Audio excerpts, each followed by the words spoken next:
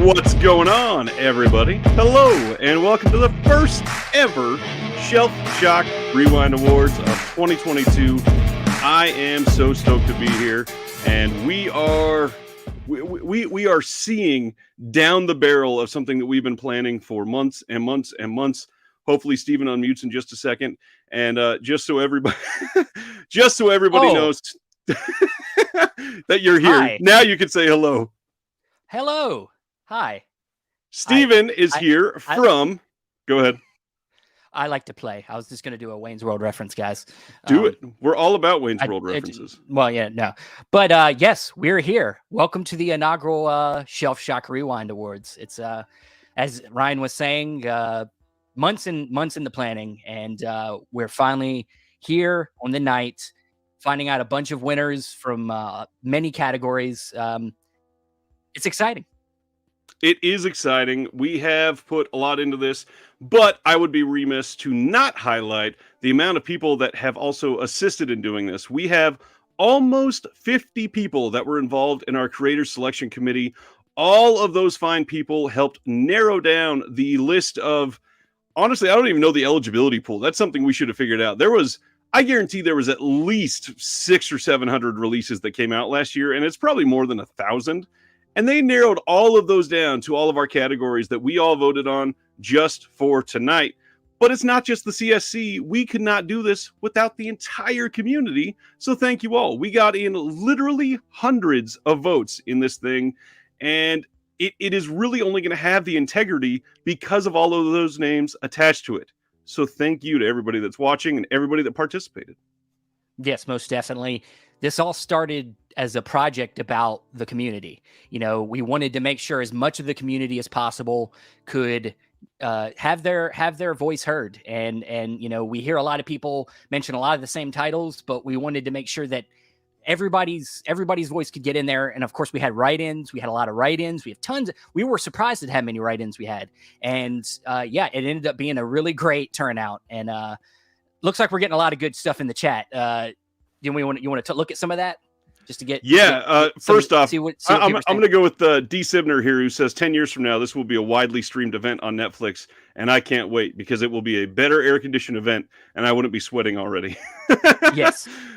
Yeah, we got a lot going on tonight. And speaking of the comments, I've been highlighting some of those already. And I wanted to let you know that we're not going to be able to highlight every single one because there's a lot of moving parts behind the scenes. But we will highlight as much as we possibly can tonight. And that brings us to the next part, which is we have a ton of items to give away tonight. And one of the things that we want to do is reward the people that are in this community taking part in an event like this.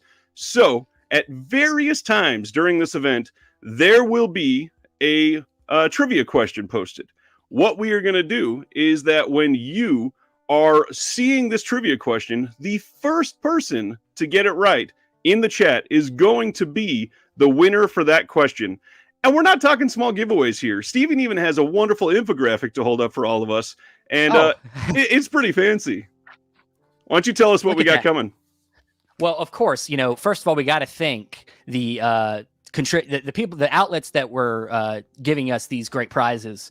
Orbit DVD, Grindhouse Video, and Diabolic DVD, all just were fantastic in working with us and not only promoting, but also giving us these great prizes. So, of course, Grindhouse Video, they contributed 3 $50 gift certificates, which is amazing. More than they gave us more than we thought we would get. Diabolic DVD, Jesse over there, he gave us 2 gift cards for $25 piece, along with 3 sets of 2 physical media releases from his label, Cauldron Films. And then lastly, we have Orbit DVD, Mark over there, Orbit DVD, giving us a $10 gift certificate, but also the Sony Pictures Classic 4K set as a big giveaway that we were going to do towards the end. So yeah, a lot of great stuff. It was so exciting working with these guys and them just being excited about it and working with us. And this is them. Not only are they already doing a great justice for all of us collectors out there, making a lot of this stuff easier to get to, especially if you're in the US trying to get international stuff, they hold all this stuff in their place and they make it easier for us to get it. But they go ahead and they do stuff like this that they don't have to do. So thanks, guys. Thanks all for that. Last thing I'm going to say before we go into our very first award of the night is that we have a ton of people that not only helped contribute for the CSC, which you're going to hear that acronym various times tonight, and that is the Creator Selection Committee I mentioned a little while ago. Basically, that was our version of the Academy. Many of them volunteered to help present awards tonight, and please go take a look at the description in the box below, and you will see links to all of these people's pages, their podcasts, everything that you can possibly find them on. And we fully recommend that you go give them all of your support. The people that are involved in this are amazing. Steven, you ready for that first award? My cat is, apparently. Yeah. Well, that first award, I think we're going over to a friend of mine. If you know my podcast, Chasing Labels, you'll know Andrew Grabral. So let's go over to him and talk about our first award. Hello, everyone. I am Andrew Cabral. I am one half of the co-hosting pair from Chasing Labels. And today I'm here to present the award for Best Classic Film Release. Classic films have always been something that is near and dear to my heart. I'm sure it's near and dear to many of your hearts as well. I believe it to be the foundation for which all of our love of film is built upon, all the way going from the beginning to the present day. And we are very fortunate enough over the last several years, and just through collecting, through movie archiving, through preservation and restoration, we have had the privilege to be able to own many of the classic films throughout the decades. And in this category, the nominees are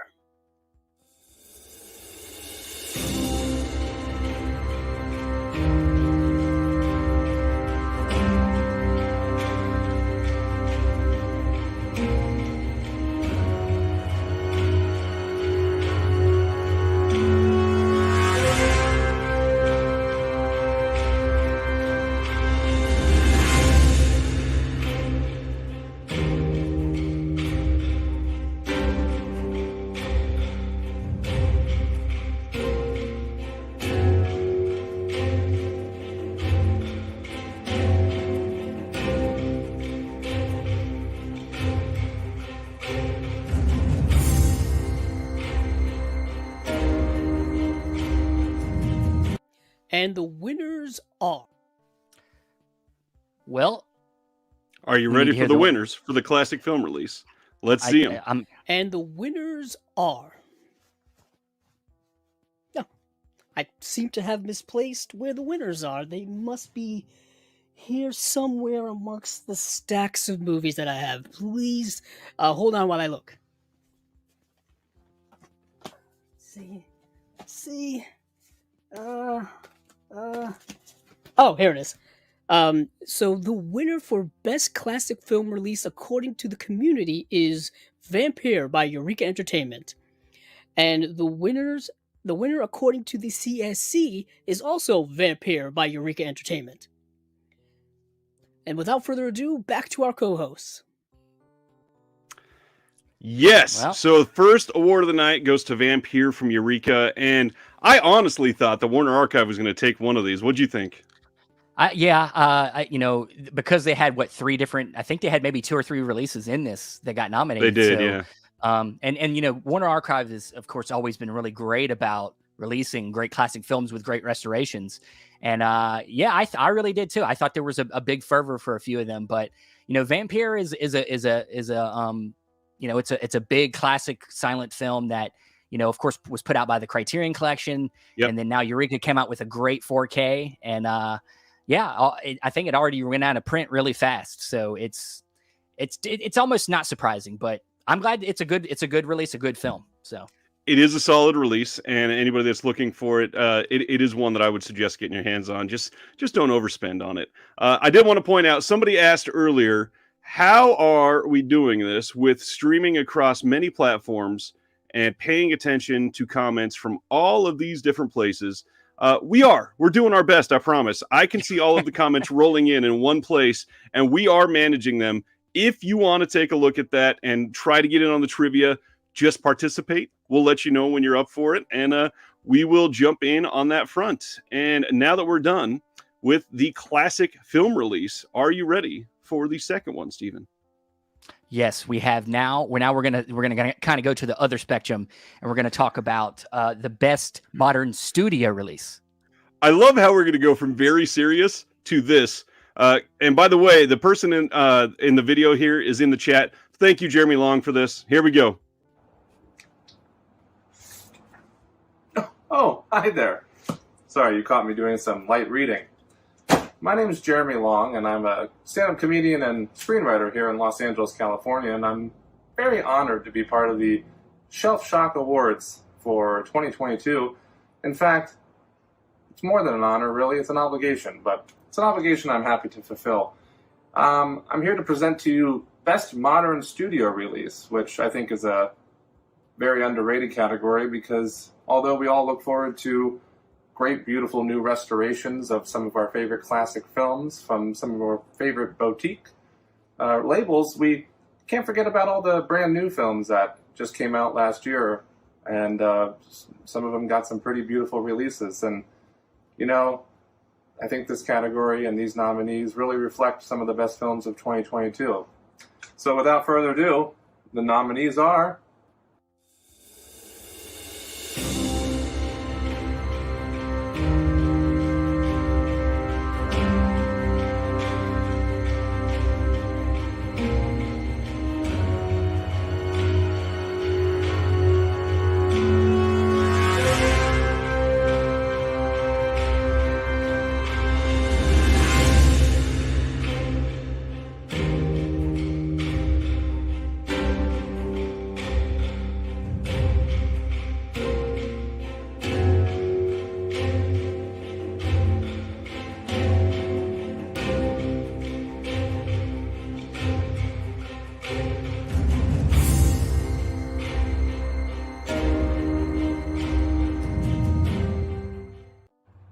And the winner of the community vote is Everything Everywhere All at Once.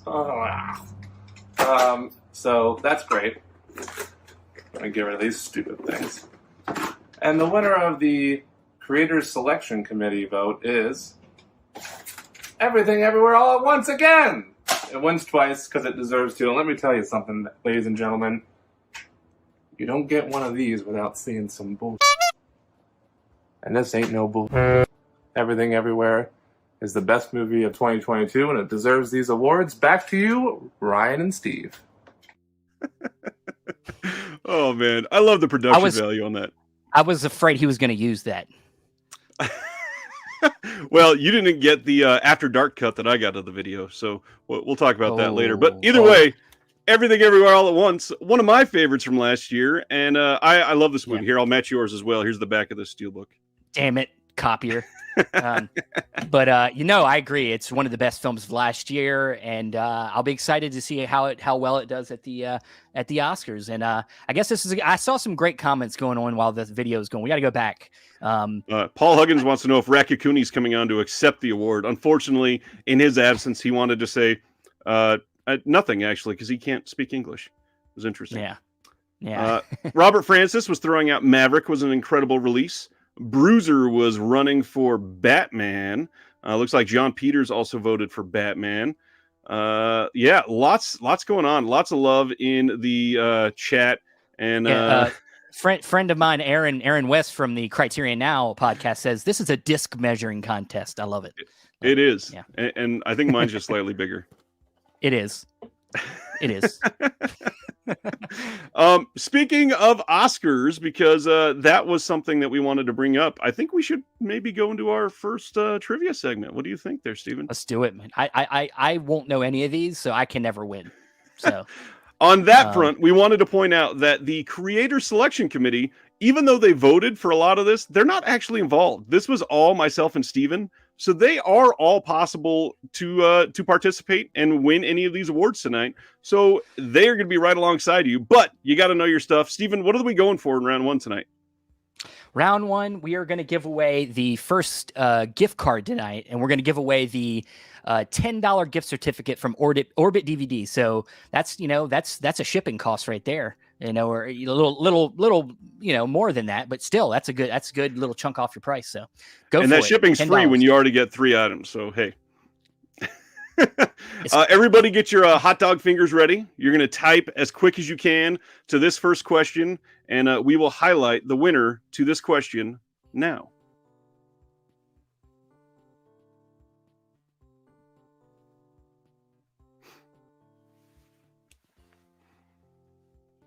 All right. Fastest Fingers in the West is going to win this one. How many Oscars was Everything Everywhere All at Once nominated for? Whoever said that in the comments earlier was right. This is a lot to keep track of. But the winner is Mr. Robert Francis. Robert Francis, you are our first winner of the giveaway tonight. And now, because this is the first one, we're going to let you know how we're going to handle this. You are going to send your YouTube name or wherever you're commenting from to shelfshockrewind@gmail.com. And we will get you the code for that emailed out as soon as we can in the next couple of days. Congrats, Robert. That was amazing. Man, some people are only guessing like 6 and 4. And Nick Cohen says 42. That's the Jackie Robinson movie. It is, yeah. Yeah. All right. So that was our first giveaway. Now you can see how it's going to go the rest of the night. This is amazing. I love how many answers we're getting for this. And now we are ready to move on. Anything else that you want to say about Best Modern Studio Release, sir? No, I don't like new movies. I hate them all. No, I'm just kidding. No, I don't. I bought the movie. I'm messing around. But no, it's like Jeremy said, it's important that, I think a lot of us, we love these boutiques and a lot of classic film and older films come out, but a lot of newer films need to be paid attention to.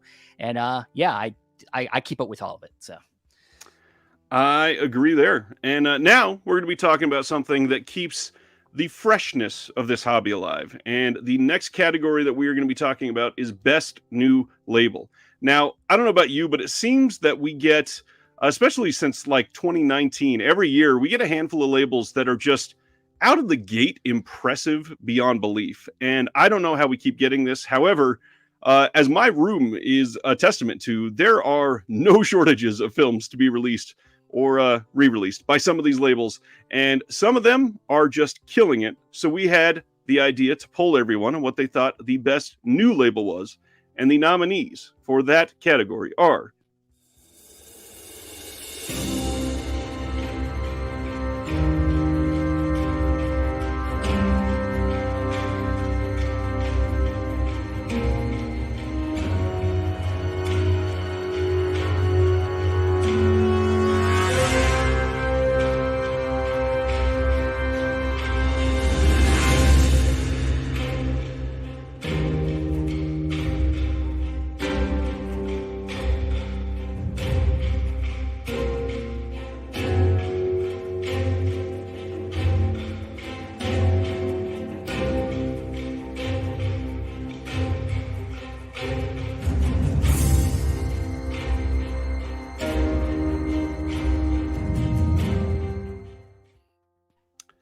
Well, in the comments, we got a bunch of people guessing a whole bunch of labels that I wanted to throw out there. They were not eligible, and one of the reasons is they didn't have their first release come out in 2022. Technically, Radiance didn't have their first release until January of 2023. Air 4444 had their first release a while back. Some of these other ones, like Fun City, they've been around for a while. They were one of the first OCN partner labels. So some of those were not eligible to win. And yeah, Radiance, they'll be eligible in 2023, and I wouldn't be surprised if it was damn near a clean sweep. But let's figure out some winners. So the community vote for Best New Label went to Deaf Crocodile.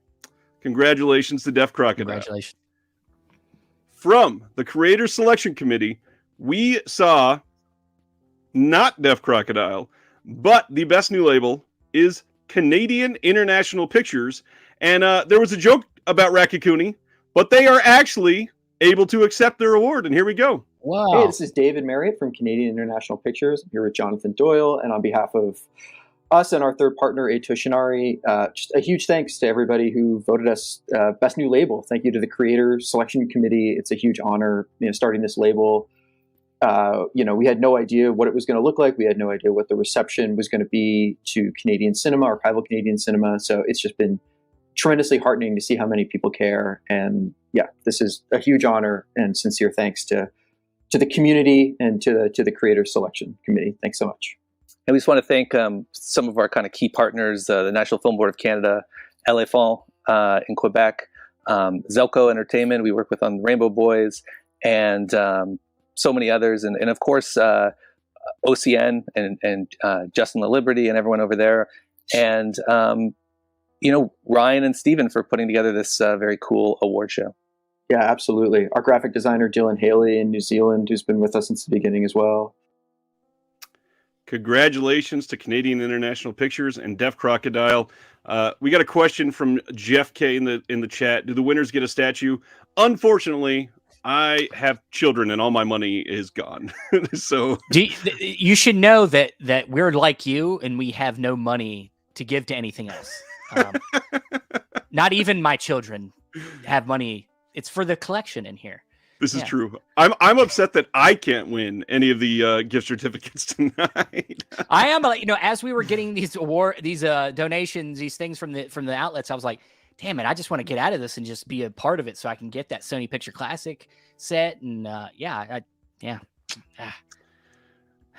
either way, this has been hilarious to read everybody's comments. And speaking of things that are hilarious, I think that we should go into our best comedy release of 2022. What's going on, everyone? My name is Bob. I don't know, at man. Bob's Blu-rays. You can find me on Instagram and also here on YouTube as well.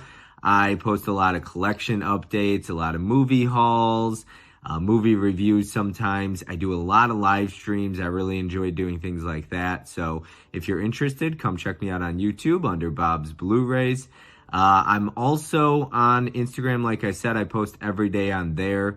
But today I'm going to be introducing the nominees for Best Comedy Film of the Year. I wanted to talk a little bit about my history with comedies, why I love comedies so much. I grew up watching a lot of raunchier comedies in my early teens with my dad, and just a lot of comedy movies. They hold a special place in my heart because I watched a lot of them as a kid with my dad, so that holds a special place there for me.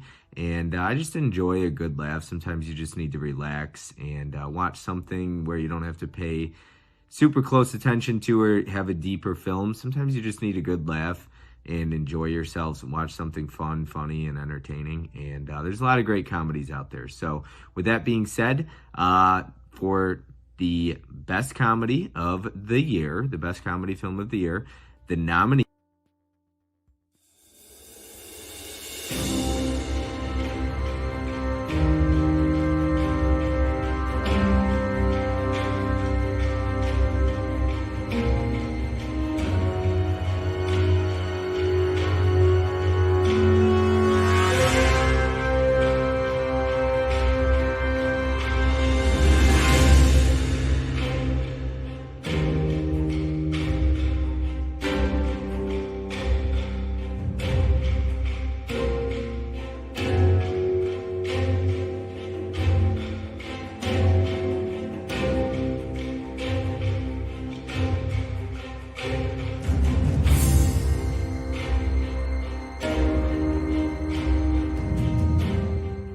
And being presented with this award, the best comedy release of 2023 for the community vote and the selection committee goes to Pink Flamingo by Criterion Collection. Congratulations.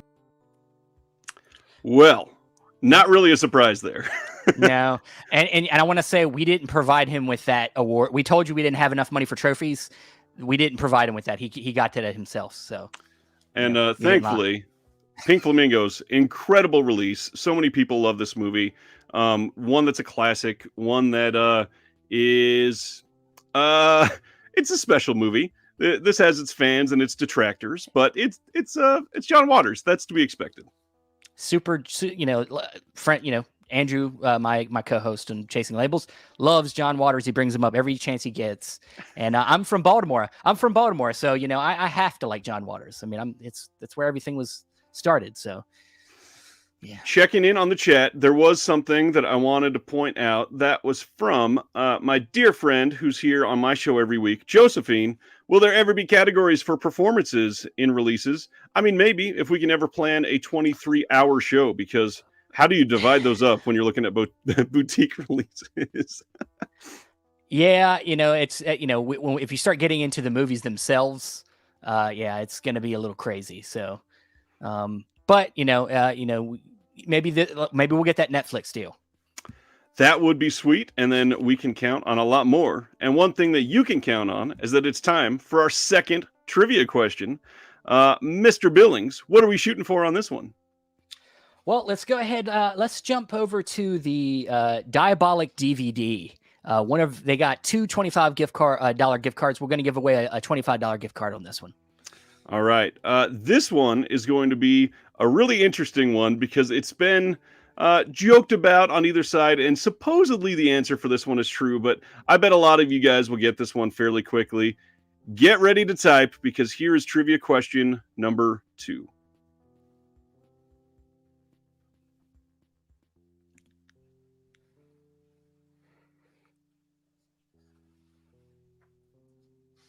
All right, let's see how fast we can get some answers in here.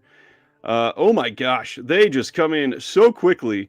And unfortunately, I I saw one. Shit. Stop. God, you guys are amazing. I love this. And first of all, I want to point out there are 130 people watching this live right now. Thank you all for tuning out for this. This is amazing. But the winner of our second trivia question, FilmNut79. FilmNut, please send an email to shelfshockrewind@gmail.com and let us know that you won trivia question number 2, the Diabolic $25 gift card. Congratulations. It was Ursula. Congratulations. From The Little Mermaid. And does not surprise me on that one. Nah, that movie scares me. I don't even watch it anymore. It's a great movie. And honestly, this is one of the first live action remakes that I kind of want to see what they can do with it. I don't think I've watched many of the other, like maybe 2 or 3, but this is going to be an interesting one. Yeah, definitely. All right. Well, Go ahead. I was going to say, we're moving on to our next category.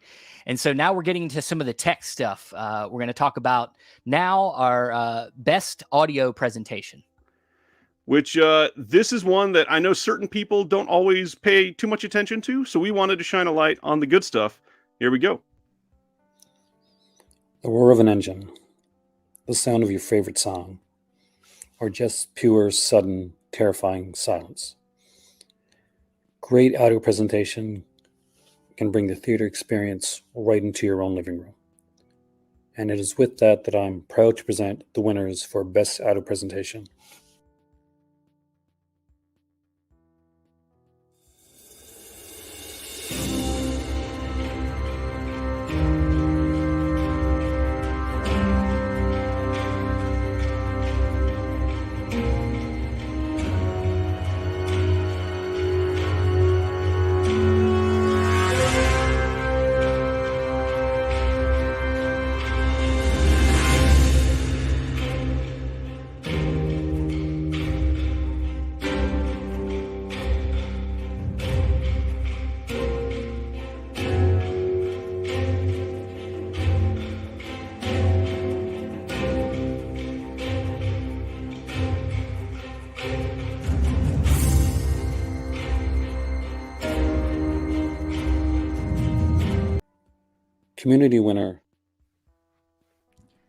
Community winner is Top Gun Maverick from Paramount Pictures. And with the creators selection committee has chosen the utterly fantastic The Last Waltz from the Criterion Collection. 2 films that are truly enhanced by fantastic audio presentation that truly makes you seem like you're watching it in a theater in your own home. That is oh so very true. And yes, this is a really great category. The Last Waltz, especially that new 4K release, is one that people need to jump on if they don't have it. And of course, with Top Gun, that's kind of, it's been a very popular movie last year. Whether you like the movie or not, you can't really deny that the sound element of that movie is pretty great. So it's not really a surprise. So yeah, I mean, it is a hard category to kind of, especially if you're not, like you said, not a audio person, or if you don't really have a great setup at home, you can't really tell. But I think the committee did a great job of kind of narrowing it down and picking some really great choices for this category. So I did want to point out we had one question saying these guys are answering the questions before you put up the nominations. Is there a prior list? Not at all, unless you're talking about the categories, which people have known about the categories since back in December when we were, we posted the link for everybody to vote. We've got lots of different ways for people to see the nominees out there. With the trivia, no, of course, there's no list anywhere, but there is so much going on behind the scenes that I am just stoked to see all of these comments coming in. You guys are amazing. But going with best audio, we kind of have to talk about best video. Yeah, and this is one of my favorites because sometimes you can get a newer film that already looks great and then get a great 4K for it, and it enhances it even more. Then you can also get some great older films that have been restored and still get a really great image. So I'm excited to see who wins this one. I'm going to kick it over to my friend Sam for best video presentation. Hello everyone, my name is Sam and I am a film enthusiast and avid Blu-ray collector. I have a small, very modest YouTube channel called Film Blogger Sam, in which I talk about films and Blu-ray and physical media from various different labels from across the world. And I am extremely honoured to be here tonight to present the inaugural award for Best Video Presentation for 2022 for the Shelf Shock Awards. Video presentation has come a long way since the inception of home media, looking back to VHS, to DVD, to Blu-ray, and now we have 4K Ultra HD releases of films that are breathing new life into old classics, but also providing reference quality images for, modern blockbusters. The attention to detail and the loving care that many Blu-ray companies are putting into the preservation and restoration of film is admirable, and it's definitely a cause for celebration. So without any further ado, the nominees for the best video presentation are... I guess I cut it off too early. Here we go.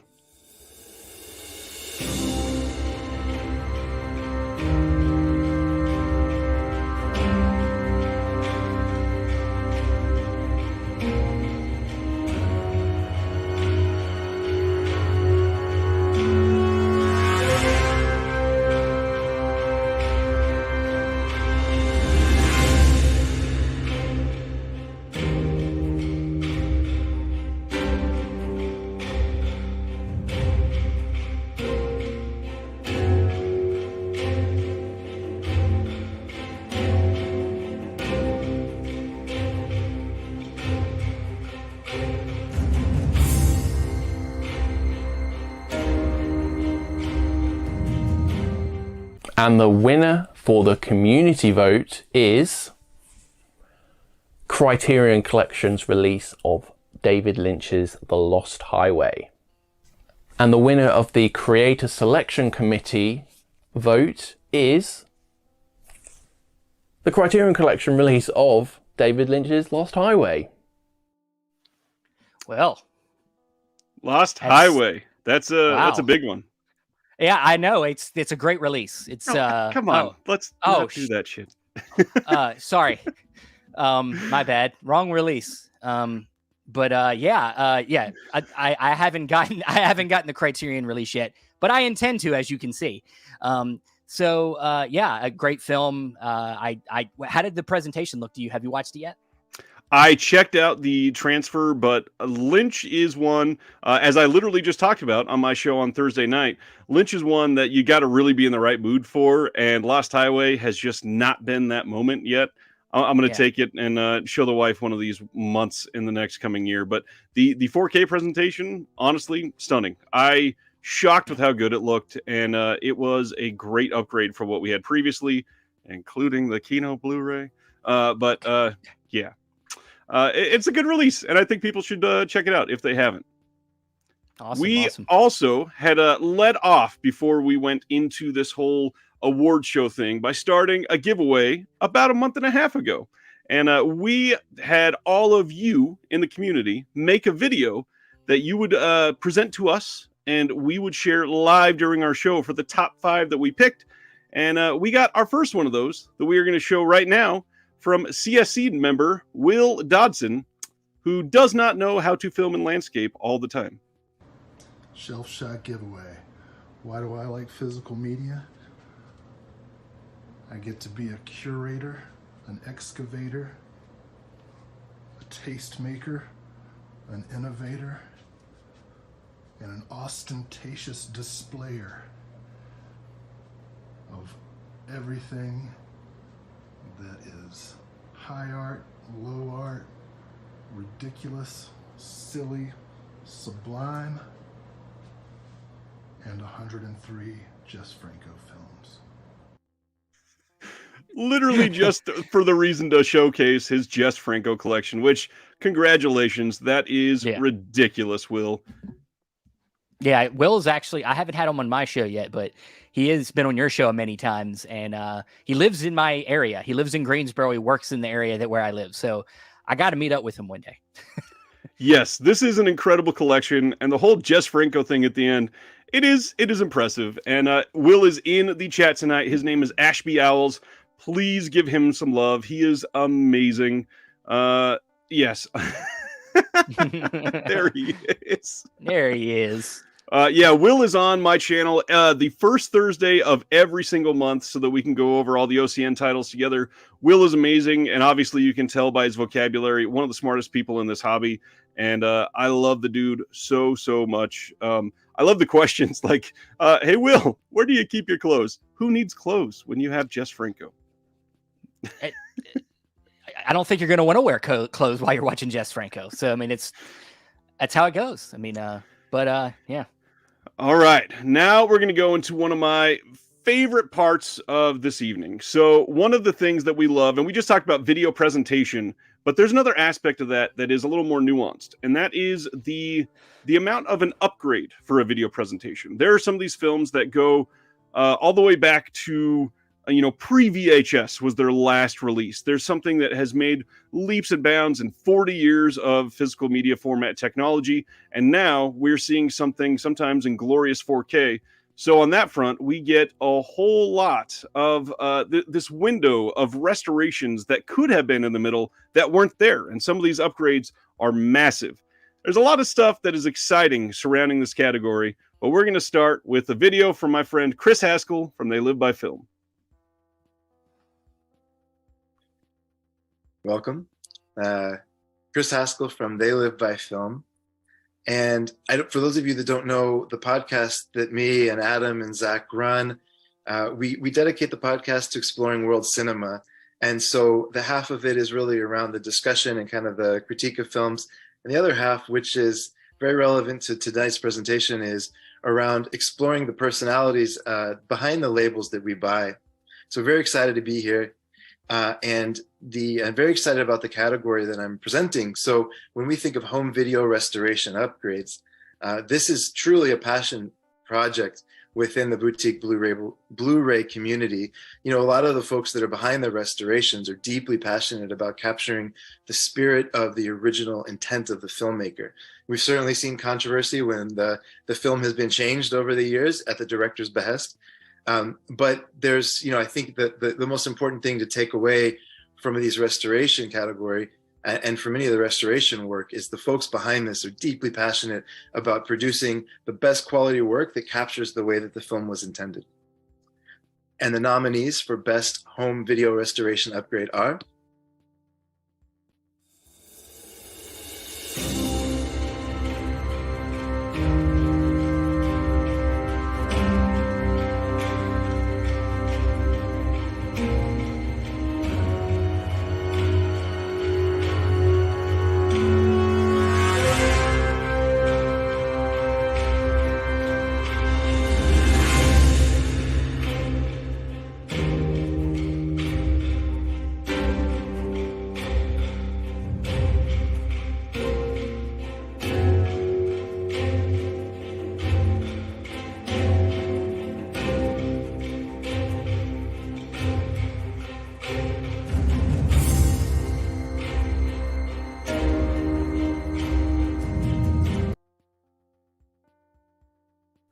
And the winner of the community vote is Thriller, A Cruel Picture from Vinegar Syndrome.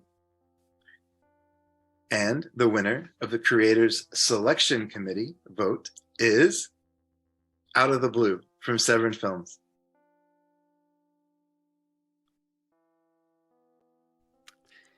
So this category is very special for a lot of reasons. And I wanted to throw out that one of the things that I try to do on my channel is highlight some of the personalities behind some of these releases.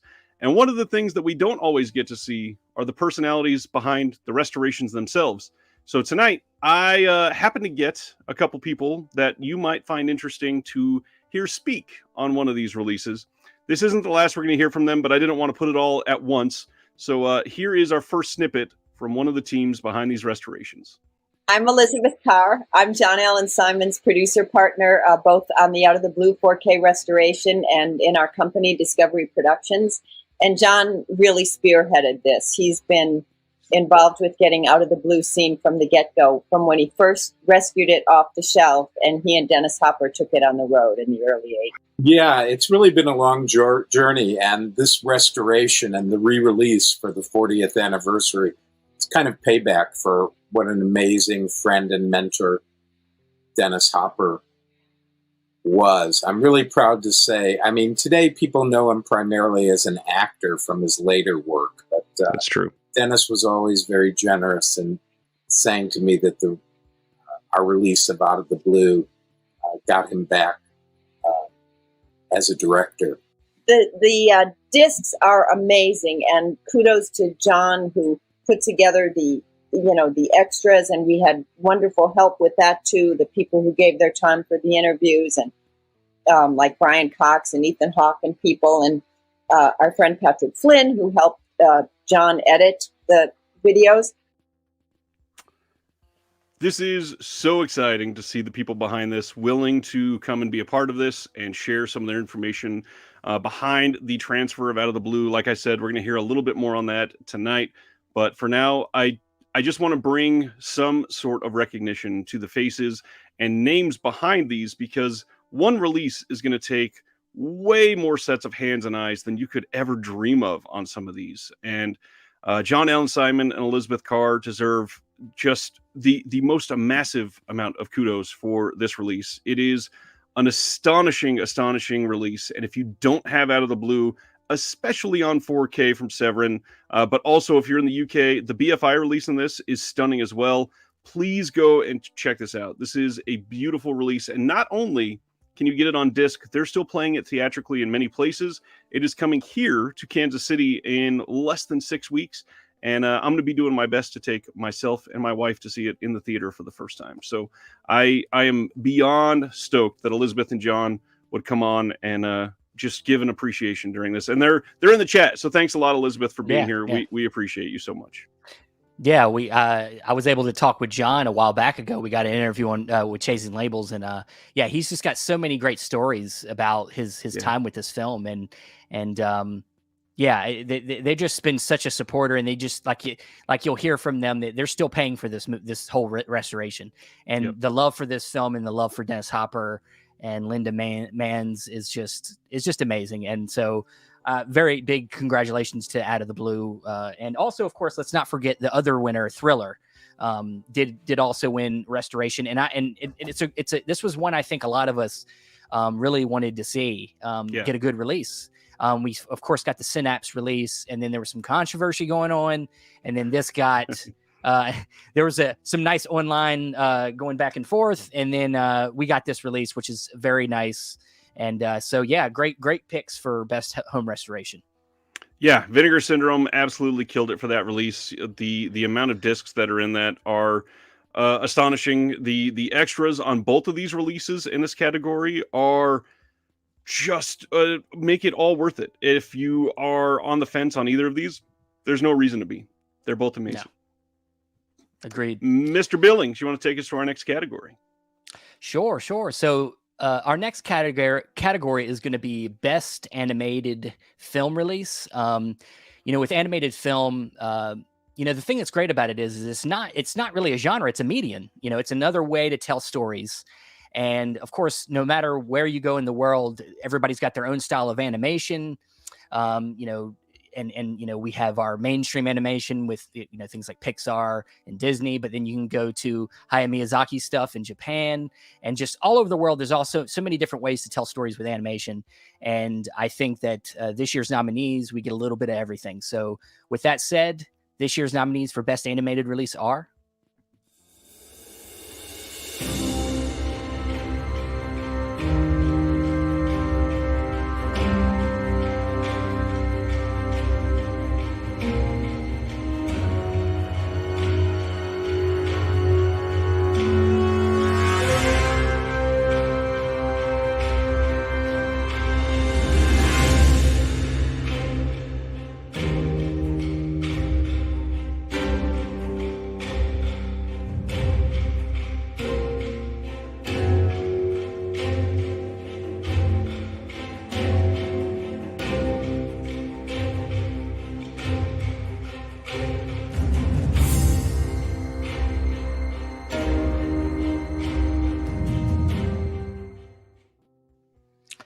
all right. So our winner for the community vote for Best Animated Film Release is WALL-E from Criterion Collection.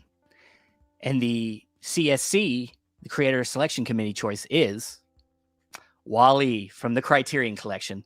So, yeah, you know, part of me was hoping maybe we'd get a split on this one, but you know, this was a big surprise last year when this got announced, and I think it just kind of took the world by storm there for a while. And you know, it's a good film, and it's from Criterion, which is, you know, I think, yeah, Ursula.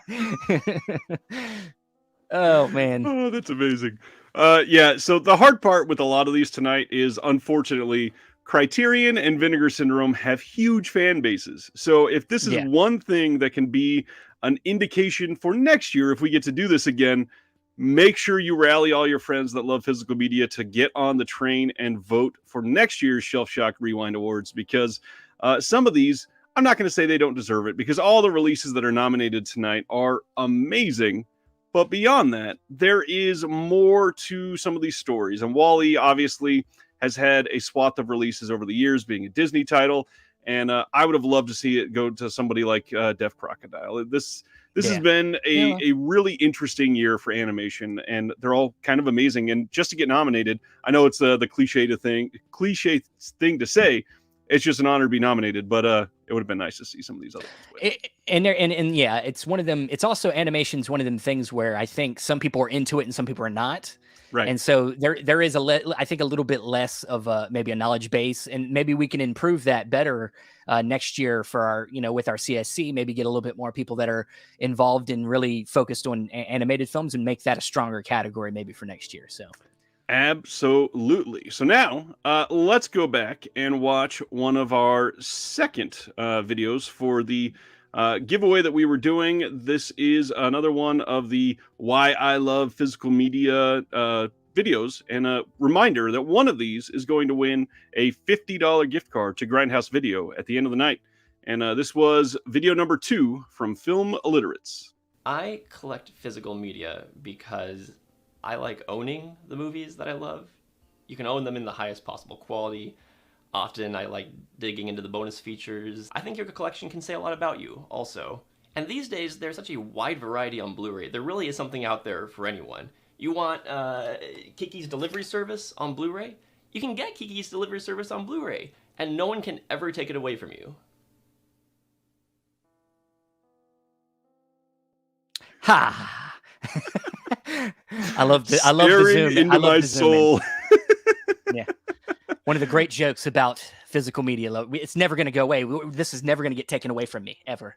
Exactly, and that's a big deal, especially nowadays with everything going on with streaming, especially with Warner and HBO Max recently. So, yeah, this is why we wanted to come on and champion something like physical media like this. And the amount of people that are in the chat and are participating and watching this just show how much we all can love a medium like this. It is Yes. beyond the shadow of a doubt that in 2023, this is something that is super important, because not only do we get incredible restorations like the Out of the Blue team was able to give us, but just making sure that we literally don't lose art. This is something that we're trying to archive. And every single time that you buy a physical media release, you are helping be able to fund that for the future. So thank you to everybody in the community. And thank you to everybody that's watching for all that you're doing to help just enhance our hobby and industry here. Next up, we're going to talk about something that is a little controversial. Some people want to complain like hell about packaging. Other people want to worship it as the end-all be-all of these physical media releases. And I will happily claim to fall somewhere in the middle. I think that packaging can be great. It can enhance it. It can make it wonderful. But on the other side, obviously, it can be huge or awful. And it is nice to see some good packaging awarded for doing it right. Let's see. Next, we're going to hear from Dr. Will Dodson again. And this time, he learned how to record in landscape. Good evening, everyone. I am Dr. Will Dodson. I teach film and literature courses at the University of North Carolina at Greensboro. I'm the co-editor of American Twilight, the cinema of Tobe Hooper, and I've contributed essays on Todd Browning, Jess Franco, Woody Strode, Wes Craven, and more to various collections over the years. I'm here tonight to present the award for Best Packaging. Now, of course, the film is the thing, but when we're talking about curation and restoration and representation, packaging is a really important part of a film's appeal. Not only that, it's a very important part of a label's brand for collectors. Lovingly and intricately packaged and restored releases of favorite films or new films just help make the experience a little bit more special. And so tonight we're going to honor our nominees in Best Packaging, which are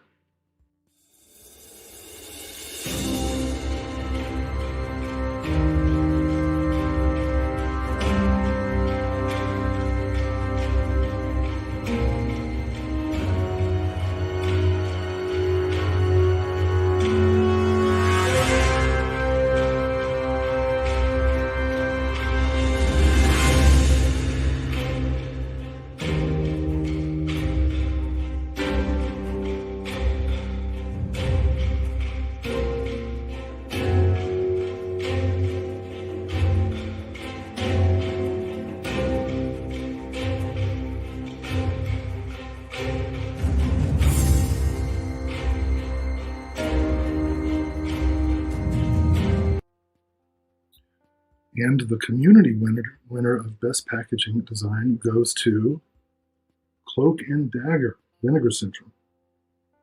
The winner of the Creators Selection Committee for Best Packaging Design, Cloak and Dagger, Vinegar Syndrome. We have the consensus winner here. Very nice design. Congratulations.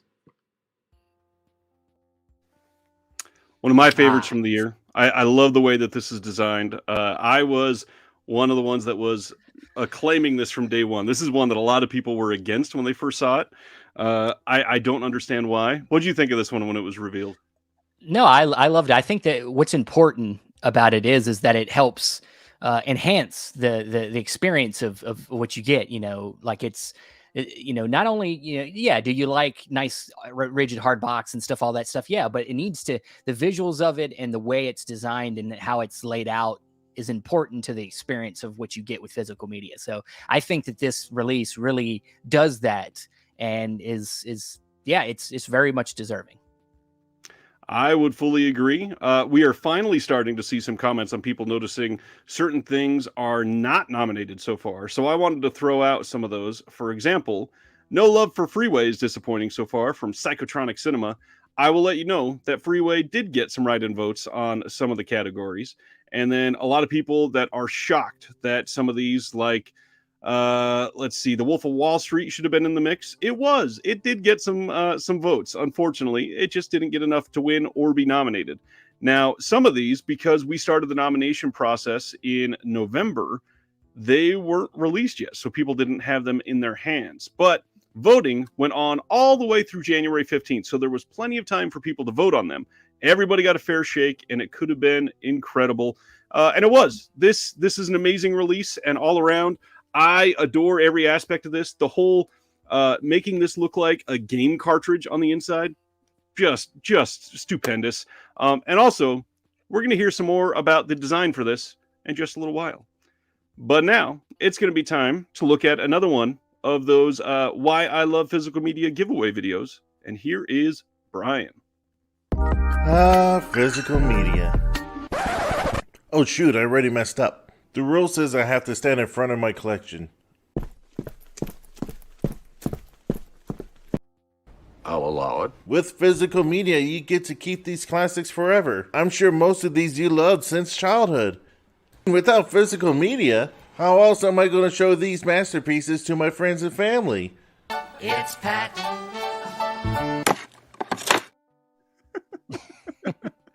Oh, I love it. I love it. This one, it always takes me by storm when I suddenly see my face pop up in one of these. Yeah, I very creative one. I really loved the and you know, he does a lot of his channel. He does a lot of great videos like that. Very funny, very good in unboxings. So yeah, go check him out. All that is, man, is one of the best at unboxings because he is just funny as hell. Make sure you check it out. He just some random ass references in his videos. It's hilarious. But now we are going to go into our next category, and we're starting to get into some of the bigger ones. And honestly, we're kind of flying through this a little quicker than I expected. But I know, yeah, we're getting to some of the more fun things for me on the disc end. We get to dive into some of the things that are special features. So the first thing that we're going to dive into tonight is our best visual essays. And for that, we're going to head over to the man behind Mondo Digital. Hi there, my name is Nathaniel Thompson from Mondo Digital. That URL is mondo-digital.com, now celebrating its 25th year. And I am very pleased to be presenting Best Visual Essay. Now, visual essay is something that has really taken on a life of its own over the past year.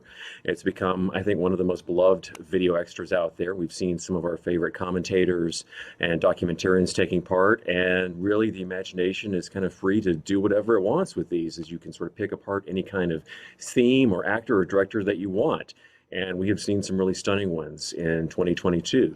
So, without further ado, the nominees for Best Visual Essay are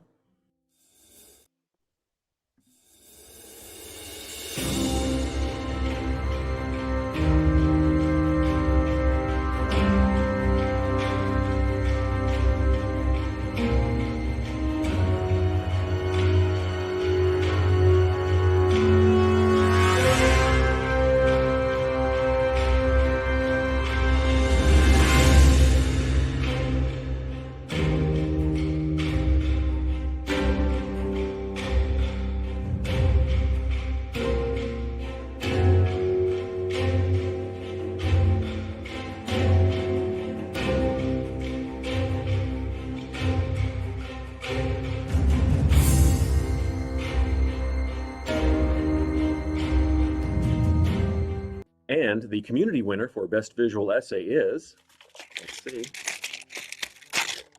Actually, it's not in here. I just always wanted to do that. Congratulations, community winner is Amanda Reyes and Chris O'Neill, Out of the Blue, Severin Films, Subverting Normality. Congratulations. And now, the Creators Selection Committee winner for Best Visual Essay. It's a clean sweep also, Subverting Normality, Amanda Reyes and Chris O'Neill for Out of the Blue from Severin Films. So, congrats, you did it. Nathaniel. Another cat spotting, as people are saying. We got more cats in the videos. Yes. Yeah. This but is, yes, yeah. This category is special for me. This is one of the things that I love most on these disc releases. I tend to jump to the visual essays, and they are seeing like this renaissance of amazing things. These are literally scholarly pieces that are being thrown out there. And this one on the Out of the Blue release, it was not something that had easy competition. This one, and it won against some of the toughest visual essays of the year. And I love this visual essay. Yeah, I do too. And I had Chris O'Neill just had an interview with him this past week on Chasing Labels, so you can go listen to that. But yeah, the thing about a visual essay that's so great is a lot of times they're not too long. They're maybe like within a half an hour, and they're kind of almost like a condensed commentary in a way. You're getting a lot of good information, a lot of good visuals to go along with it, and I like when they're tackling the themes of what you're seeing. And yeah, a lot of great, great educated people giving us a lot of good stuff. And that's, yeah, I'm in agreement with you. I usually jump to the visual essays first. So this is just a remarkable release from Severin. I know that we've talked about it a lot tonight. And like I said, we're going to hear more from the people behind the restoration in just a little bit. But next, we're going to talk about some of the things on these releases that people really grab onto, because like I said earlier, we get to see the faces behind some of these releases. And that really important aspect is for Best Interview. Hi, I'm Michael Keaton. I'm the writer and director of such things technically called movies as Fatal Future, the 2019 SOV film The Head, and the upcoming Dr. Deathface. I'm also a YouTuber, and you can find me by searching Michael Keane and ignoring all the videos about the guitarist from The Faceless. Anyway, you don't care about that. You don't give a darn a toot. You care about quality interviews that you promise you'll get around to watching on that Blood Party Meat Juice 5 Blu-ray or whatever. And hey, those interviews are important. They help provide context to what we're watching and can often make a film better by virtue of context. Also, as someone who works as an editor for Vinegar Syndrome and TerraVision, they're a lot of freaking work. So there damn well better be an award. Anyway, the nominees for Best Interview are...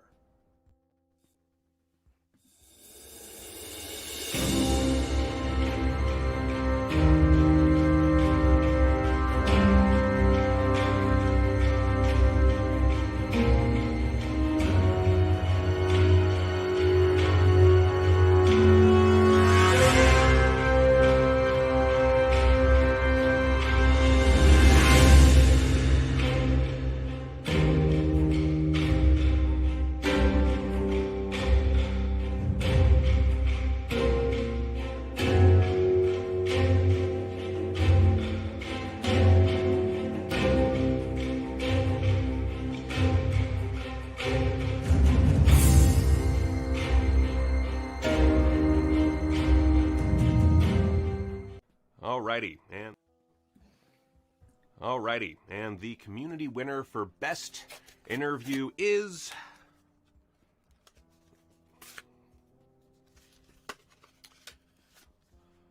The Saw and the Savini from the Texas Chainsaw Massacre 2, released by Vinegar Syndrome. I love that our software keeps telling on us, and the moment that I click something that's too close to the end of the previous video, it doesn't work. So that is that one. And you might ask, why are we stopped in between figuring out the CSC and the community winner? The reason is because it is time for trivia question number 3. So everybody get ready for that one.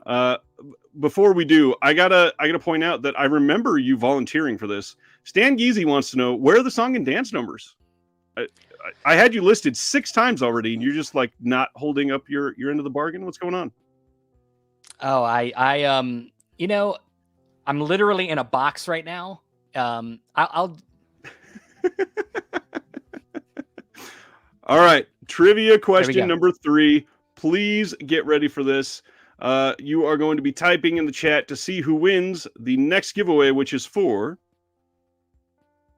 I would say another $25 gift certificate from Diabolic DVD. How about that? That sounds good to me. Let's dive right in. Trivia question number 3.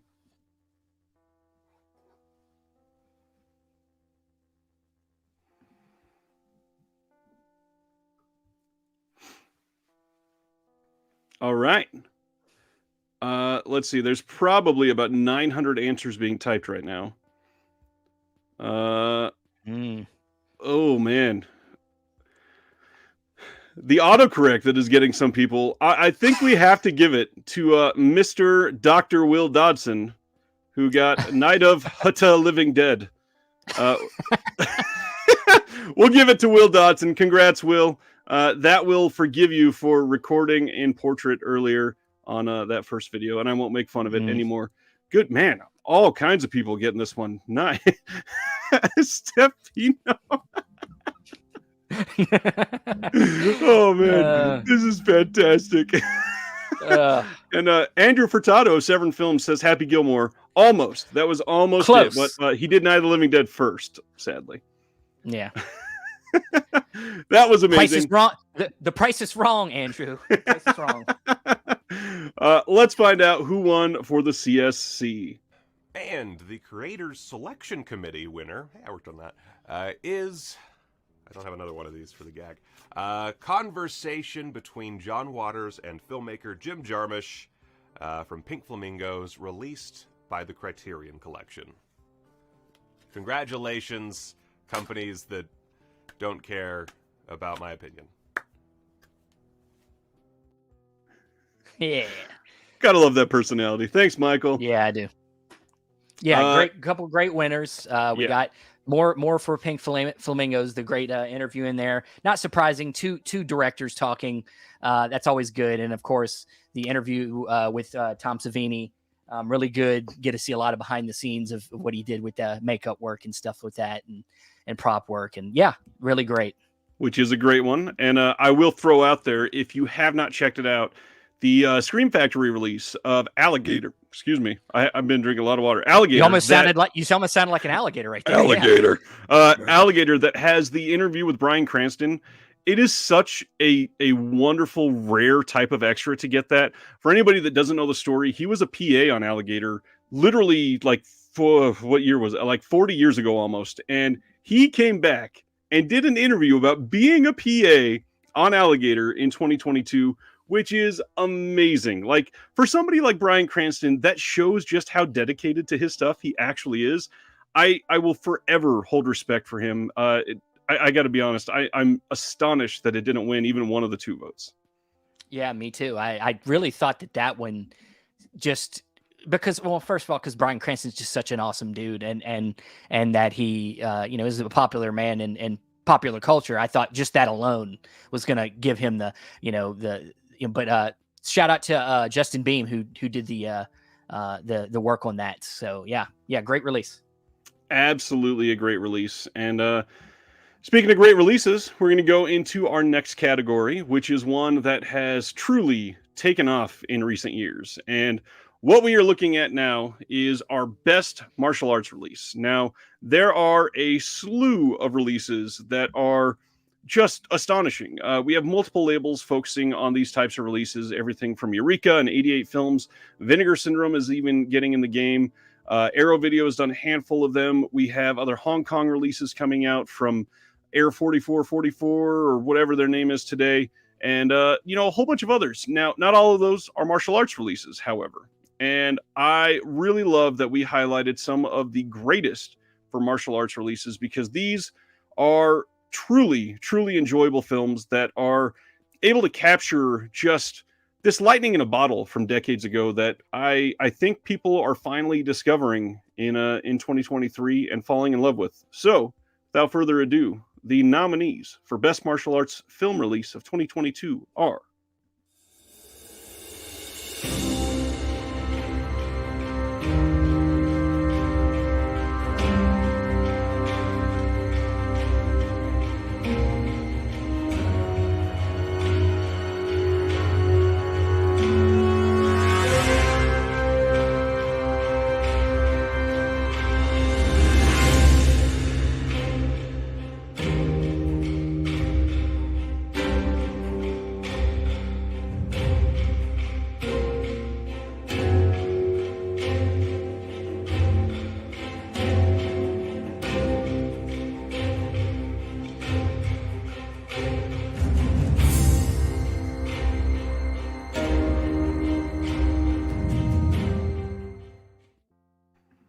So I will fully agree here with Stefano, who says this is a stacked category.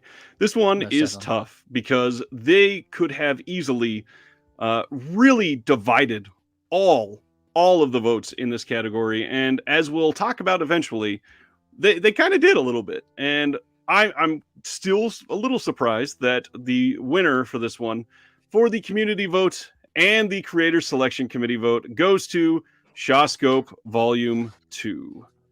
There it is in all of its giant shelf-filling glory, Shawscope Volume 2. Now, obviously, we are hearing rumors that there are Shawscope Volumes like 3, 4, and 5 coming, which is amazing and really, really great that we are seeing those continue to come out. But yeah, this was a category that if you've not picked up any of those nominated titles, you may want to go do it because they are kind of all amazing in their own way. And the best thing is that if you are in the UK or Europe in general, or you're in the US, a lot of those films are getting released in both territories. So you're able to jump in and pick that up no matter where you are. And they're just astonishing. They're really high quality. The companies are putting the most love that these films have ever gotten into their releases, and I am so beyond happy to see people getting some of their favorite films from the last 40 years finally in high definition, highest quality possible, and looking amazing. Yeah, most definitely. I think these films, a lot of these films were so tough to find before now, and like we've said before, getting this stuff is just going to help keep it around longer. So please, invest. For instance, we just got the Jackie Chan. We're getting all these Jackie Chan things coming from Shout Factory, and we've already gotten a lot of them from Eureka and 88 Films. So yeah, just please keep it coming. And speaking of keep it coming, we wanted to say another special thank you to our 3 sponsors behind tonight's event who are helping with these giveaways. So let's take a small ad break for those 3 retailers.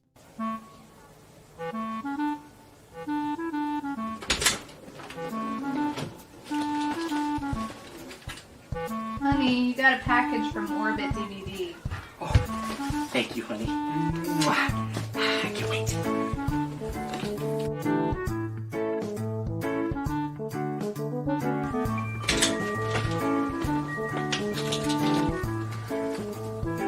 Honey, a package from Diabolic DVD. Oh, I think they must have separated my last order. I didn't make another order.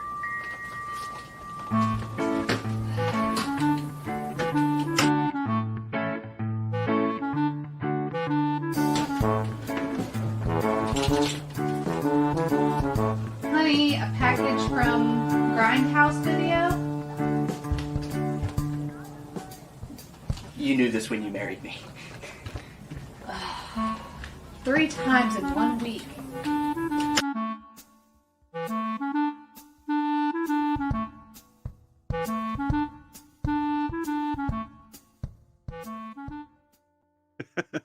I think we're all a little personally attacked by that ad for sure. Hey, look, I'm one of you guys. It's not no personal attack. That's just how it goes, guys. But my wife was, lovely enough to help me with a little ad there, and we wanted to do more, but just so much to do and just normal life. But want to do a little shout out right there to my wife, Brittany, and of course my little girl Adeline, who made a little appearance there. Love you guys. It is lovely to see it be a family affair. It's amazing. For anybody that has not checked out Orbit DVD, Grindhouse Video, or Diabolic DVD, there is no reason not to. All 3 of them have been the bane of my existence for many years.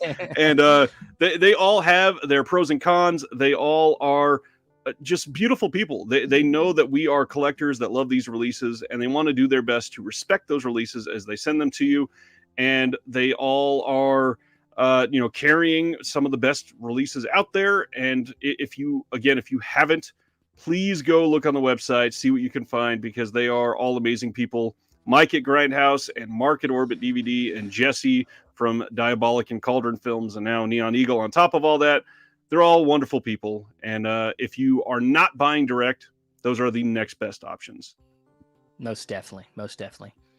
All right. Well, shall we move on to the next category? Sure. It is time. I guess it's me. Yeah.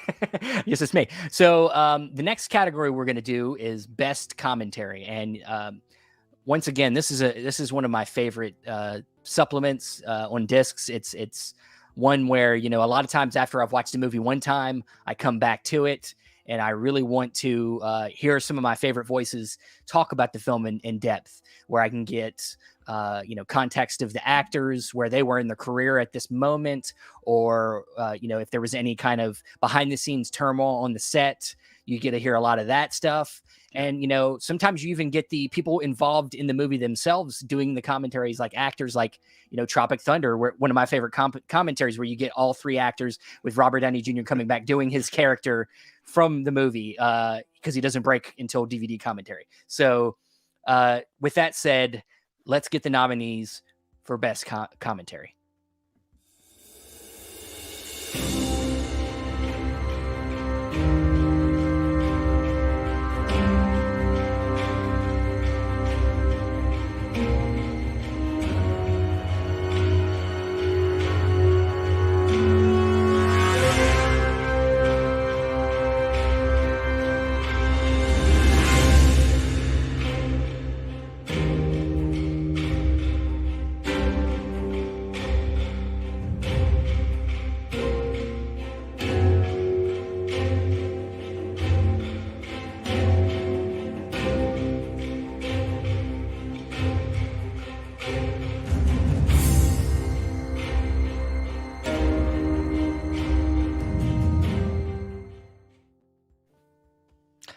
All right. So a lot of great nominees there, but our winner for the community vote is Out of the Blue, commentary by Kat Ellinger.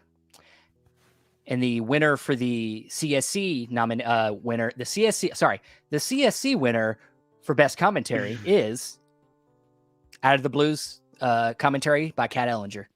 Thanks, Kat. Kat is just amazing. Yeah.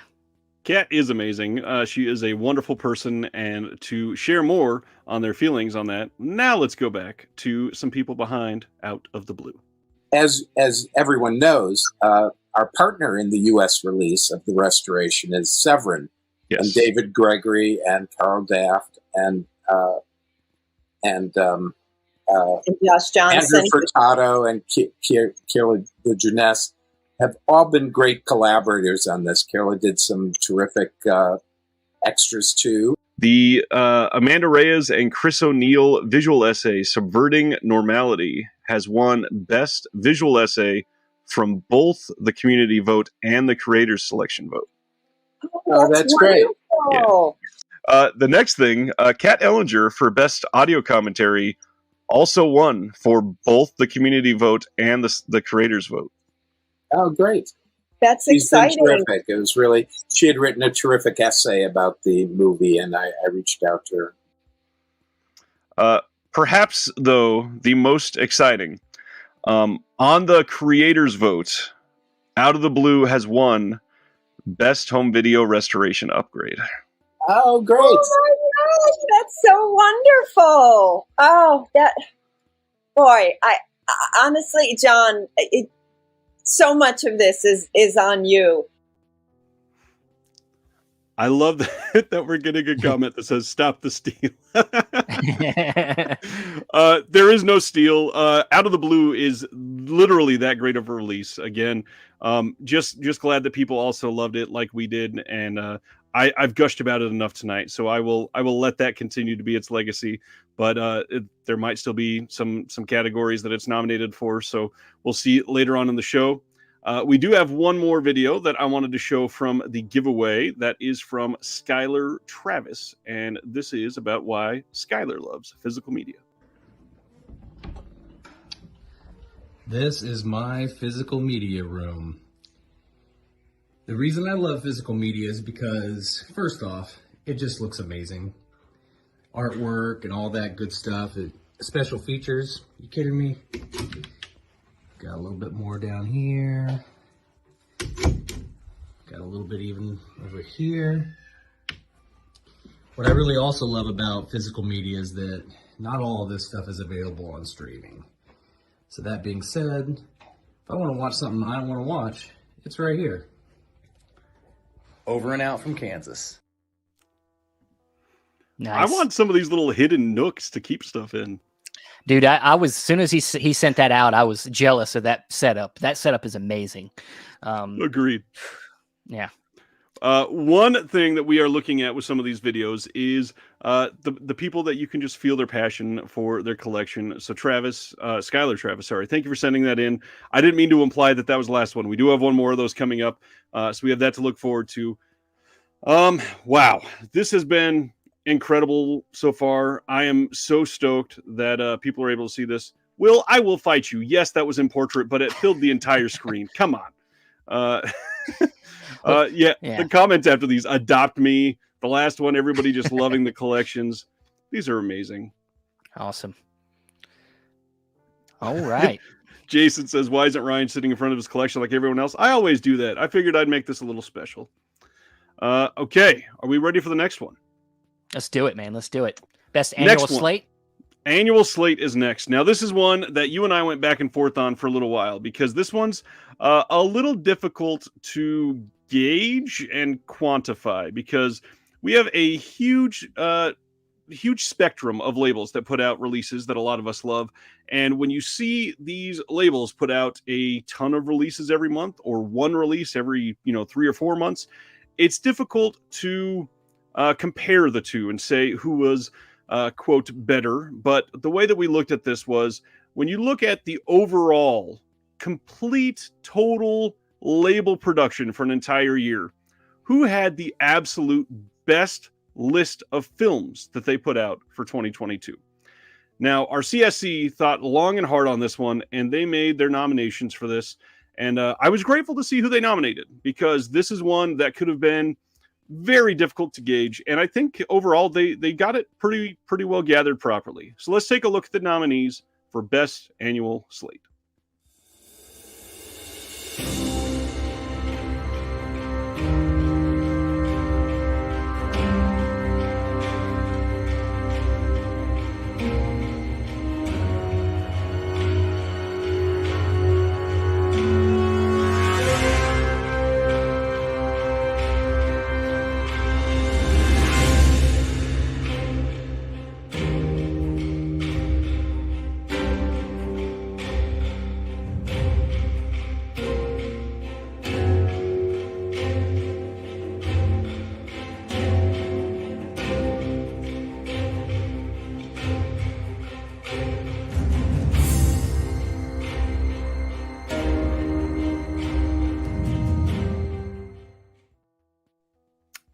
All right. So this is a category, like I said, that's difficult. I really appreciate the output of many of these labels. If it was my choice, there are a couple labels that would stand out for me that we don't even have really great ways to view what they put out because they weren't nominated. So I want to give a little special shout out right now to some of the ones that are either quiet in what they put out or maybe a little smaller. I would say Kino Lorber is one that is kind of astonishing because they put out probably around 312 releases every single Tuesday. And most of the time, there's at least 2 or 3 that I want, which is an amazing hit factor. Another of the smaller labels, Mondo Macabro, had maybe their best year in 2022, which is astonishing looking back at their history and what they've put out throughout the years. I literally just watched Alucarda this weekend again, and it is incredible. Some of these smaller labels like Air 4444 and Arrow Video and all the other ones that Arrow's not small, but all these other ones that are not nominated tonight, that is something that you just got to get out there and vote for. Again, we had a write-in option, but the community vote and the creator selection committee votes, kind of unsurprisingly, went to Vinegar Syndrome for 2022. Wow. Now, yeah, I will admit, Vinegar Syndrome had a hell of a 2022. You even, I think, picked up more from Vinegar Syndrome than usual last year, right? I did. It was a year for me where I very much decided to invest more in that side of my collecting because I didn't feel like I was branching out enough. So I went over to more of their stuff, more of Mondo's stuff, and yeah, I can't deny that they had a great year. But yeah, I mean it's a tough category. It truly is. There's a lot that happened in 2022, and I'm glad that people are giving attention to the labels that put in kind of like the most work into some of these. And I'm just glad that we are able to see that rewarded here publicly. So now, one of the things that really gets me sold on a great release is the booklets. I tend to absorb the booklets straight into my eyes the moment I can after watching a film. And for this category, we're going to go to a podcast called the Force 5 Podcast. I'm Jason Kleberg, host of the Force 5 Podcast, a show that forces my guests to come up with a movie-themed top 5 list topic, and then we reveal our picks on air. For years, physical media booklets have been one of my favorite parts of a great on-disc package. They represent a level of care that feels like a premium extra as you flip through it during the opening credits, adding another dimension to the film that you're watching. Some of these include extremely well-written essays by the best film critics in the world. Some have amazing photos. Others have stories from the cast and crew that you never would have had access to otherwise. This one right here even has ninja throwing knife sets for just $29.99 plus $8.99 shipping and handling. Without further ado, here are your nominees for the best booklet.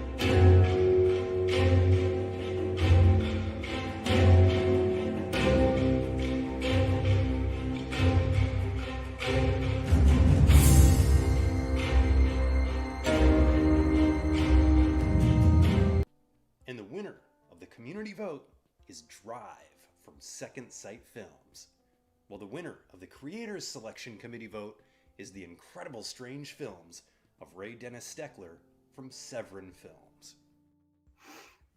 All right.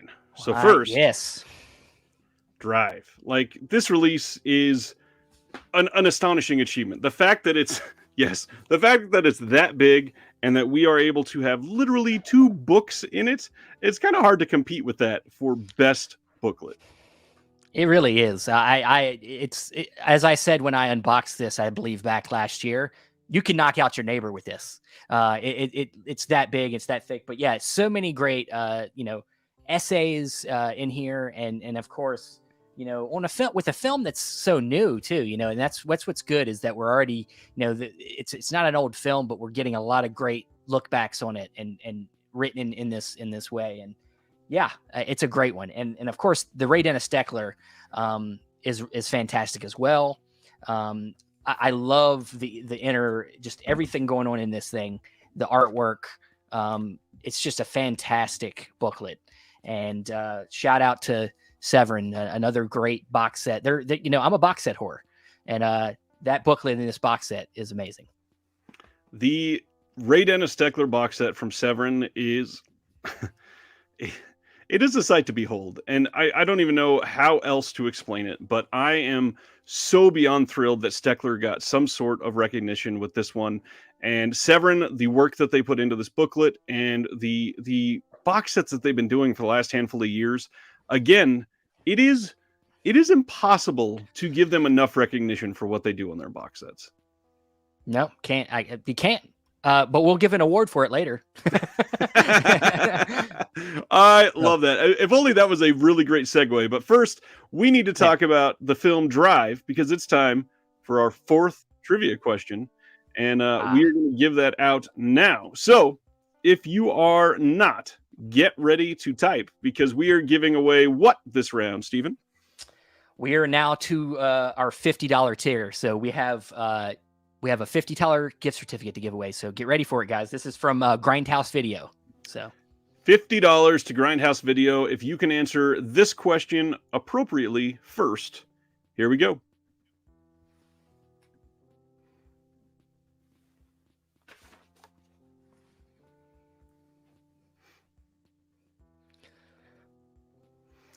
All right.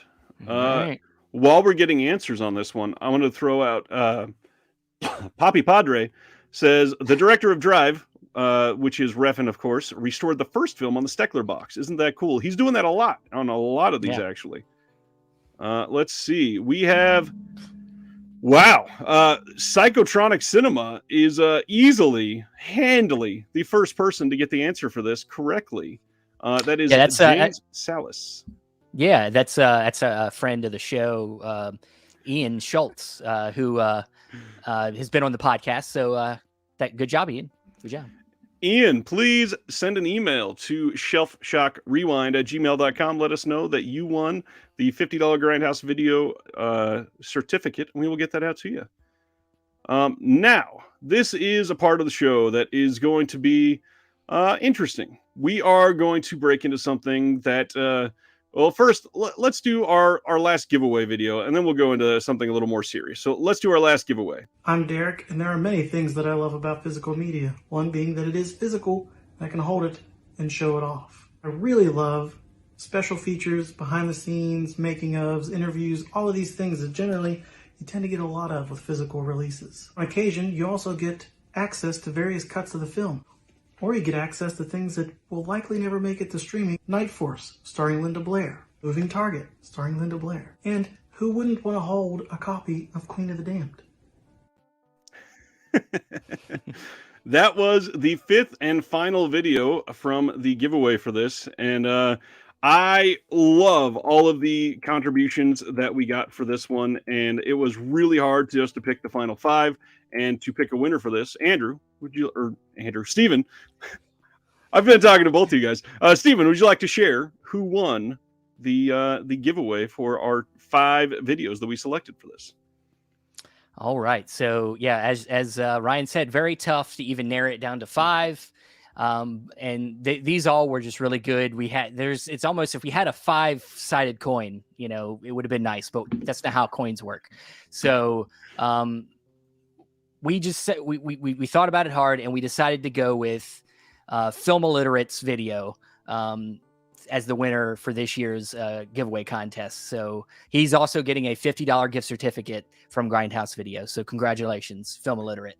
Congratulations to Film Illiterates. It was a wonderful video and very funny. And I love how many of these were funny as hell. It just worked out very well. Yes, it did. Like I said, now we're going to get a little serious. And I realized I did say something a little oddly there. That wasn't the last giveaway. We still have plenty more to go, but that was the last of the giveaway videos. We are going to break into something that it's really important to highlight certain aspects of this community, and we really wanted to show recognition for a name in the community that has been very important over the last multiple decades. And so we are going to introduce a memorial award, and let's break into that now.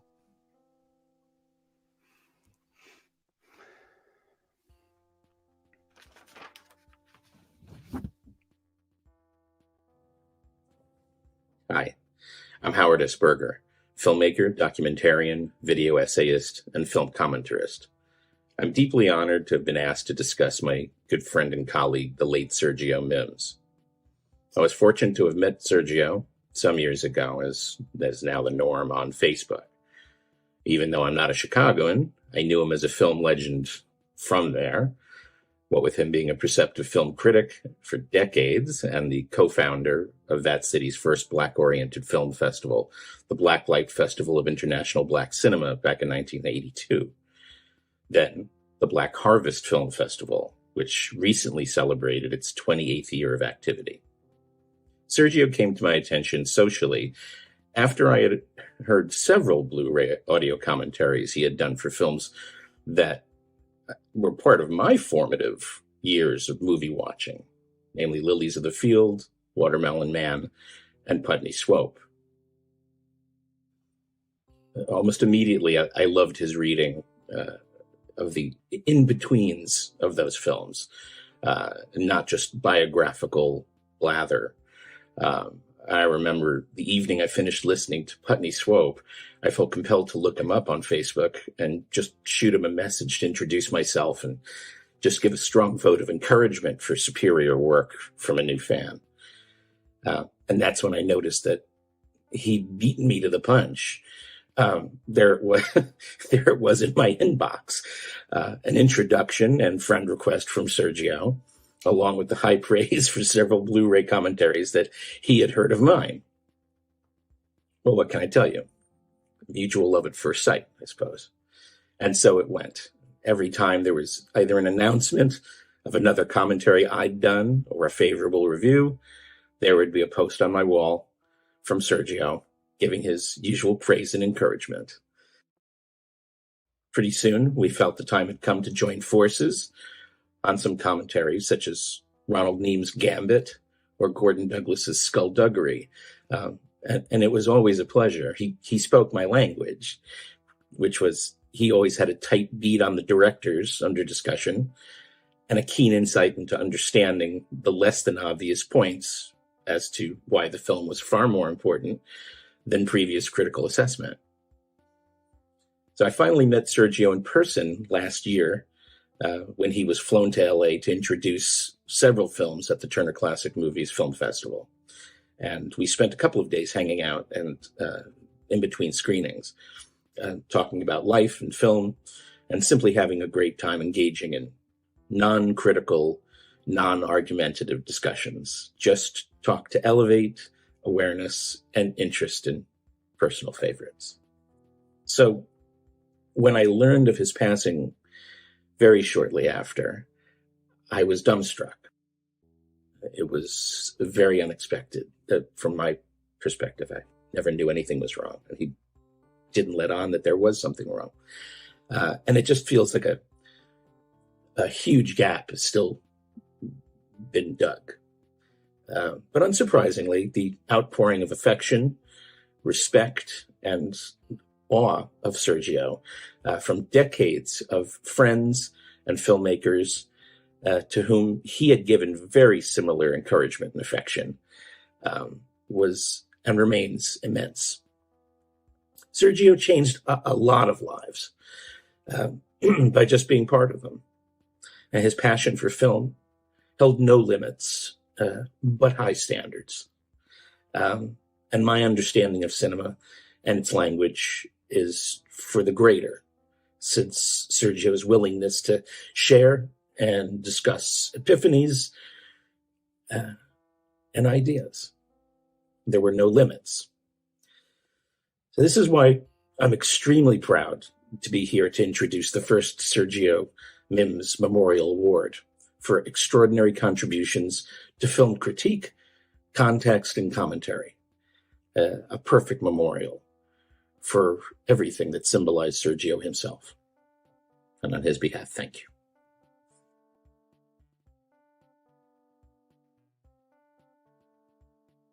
Memorial Award for extraordinary contributions to film critique, context, and commentary to Kayla Janice.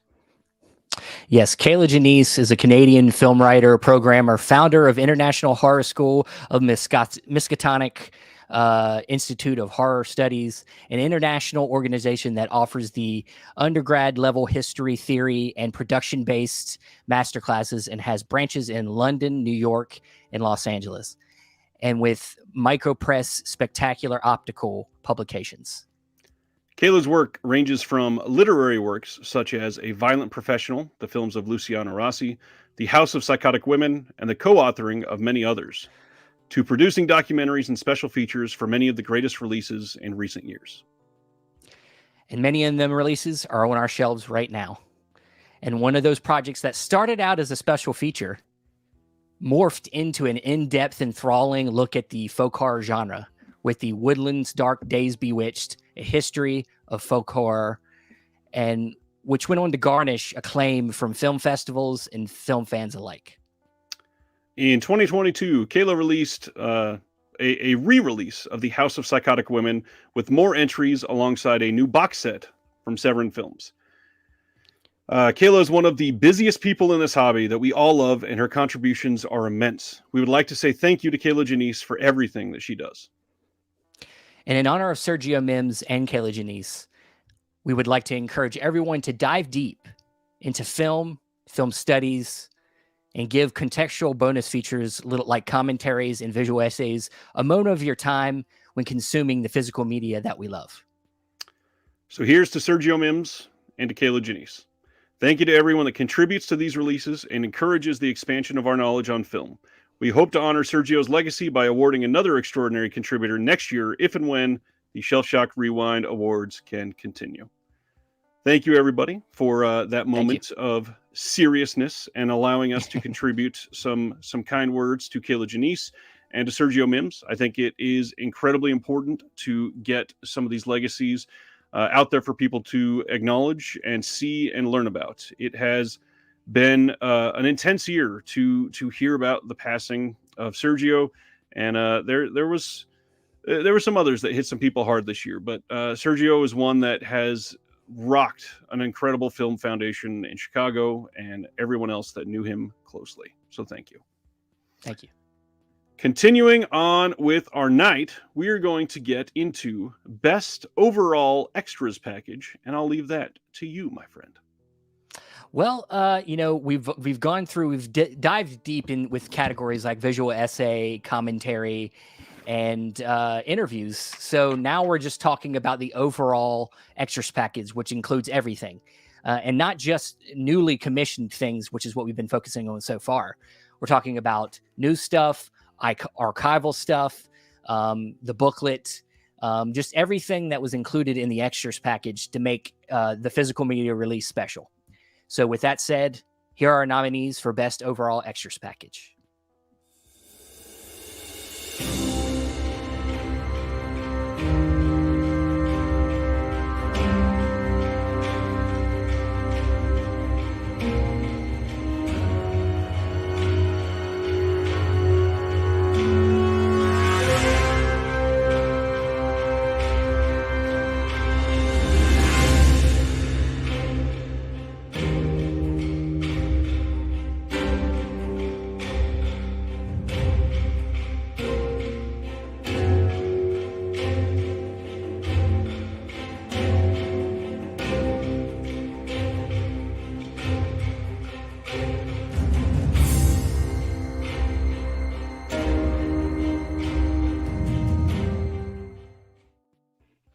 All right. So our winner for the community vote is Texas Chainsaw Massacre 2. And then our winner for the CSC vote is Drive from Second Sight. So yeah, a couple deserving winners, a lot of good stuff in there. The Drive, of course, we talked about all the books in there, but also a lot of great special features, great interviews. What do you think of these winners? I think that they're astonishing. I do want to point out the comments saying Severin Cruel Jaws water gun and a cash flag mask from Severin. We're actually talking about on-disc extras, not things that are sold separately, but also Cruel Jaws was not released in 2022. So, yeah, some of these got to pay attention to that first release date. I do think that Drive and Texas Chainsaw Massacre 2 are hard to argue with. If you look at the Texas Chainsaw Massacre 2 listing, the list of extras is like you have to scroll to read all of them when you're looking at it on the website. And then with Drive, you're getting 2 full-length books. That's, again, really difficult to compete with. Both of these are astonishing releases, and I absolutely love them. So glad that they're on my shelf, and love that people are actually giving them love. And it shows that people are paying attention to the extras, which is one of the things that we really wanted to champion with this. Most definitely. And of course, tons of great other releases with great extras, but these are what they voted on. So now we're moving on. Where we got next, Ryan? Next, we have one of the most popular categories, and we are getting to the big ones. First is a genre that most people seem to collect primarily for, and that is for best horror films. And we're going to go shouting out the Rad Pack now for one of our favorite intros to one of these categories. What's up, everybody? Garrett here from Born to Be Rad. Mel from My Killer Podcast. And Justin from Movie Watch Daily, and we are the Rad Pack. And we are honored to be here today presenting the award for Best Horror Film Release. Horror is a genre of storytelling designed to scare, thrill, and shock the audience, and can be interpreted in many different ways. And that's why the genre has been able to evolve over the years. And as culture and fear changes, so does horror. And the nominees are...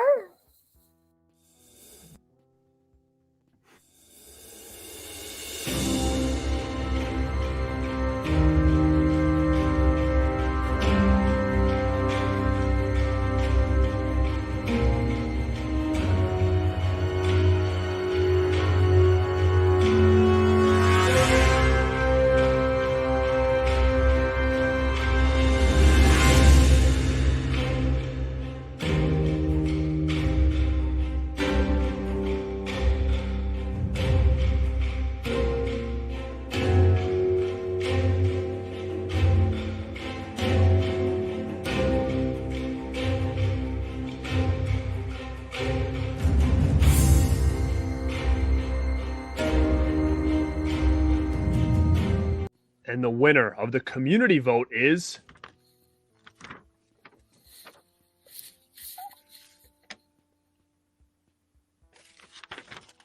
The Texas Chainsaw Massacre 2. From Vinegar Syndrome. And the winner of the Creator Selection Committee is...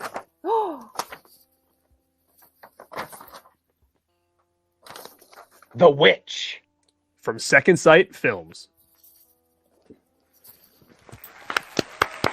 Congratulations to the winner. This is the Rad Pack signing off. Thank you for having us. And like always, stay rad. Stay weird. And stay killer. Nice. So obviously, Texas Chainsaw Massacre 2 has gotten a lot of love tonight. And I love that release. Absolutely nothing wrong with it. It has a massive ton of content on it. But I'm so glad that we finally got a little love and vindication for this wonderful release of The Witch from Second Sight. I did want to highlight, since it did not win earlier, The Witch has one of my favorite booklets of the last 5 years. This is an incredibly amazing release. The Witch is a masterpiece. It's one of the best films of the last 10 years, hands down. And I am so glad that people loved it. And Second Sight could give us easily the best release for this that we will probably ever have. I don't think we need another one. I love the commentary on that as well. Well, really great commentary. So, but yeah, now it's time to. Do we got anything else to go on before we move on to the next category? Yes. First, I wanted to shout out Cemetery Man, who says the only weird thing about Texas Chainsaw Massacre 2 is no new interview with Bill Moseley. He even said no one reached out to him for it. That was cleared up, by the way. I believe somebody said that they reached out and his assistant just straight answered and said he doesn't have time right now. So I believe that's what happened with that, which stinks. I know that he would have loved to do it, and I would have loved to have an updated one with him on there, but things just don't happen. However, he talks about that film about 14 times a year at cons all across the country. So I'm sure that there's other ways that we can view a talk like that. Furtado, I'm not pushing the wrong button, I promise. It's this damn system. If I push it near the end, it doesn't work. Next up, though, what we're going to do is go into our trivia. Trivia number 5. What are we giving away this time, sir? Well, we have one more $50 gift certificate to give away. So let's go for it. Ooh. All right. So this one, this is going to be kind of a tough one unless you really know people in some of these films. And since this is the first time we've gotten to talk about The Witch tonight, here comes our trivia question, number 5.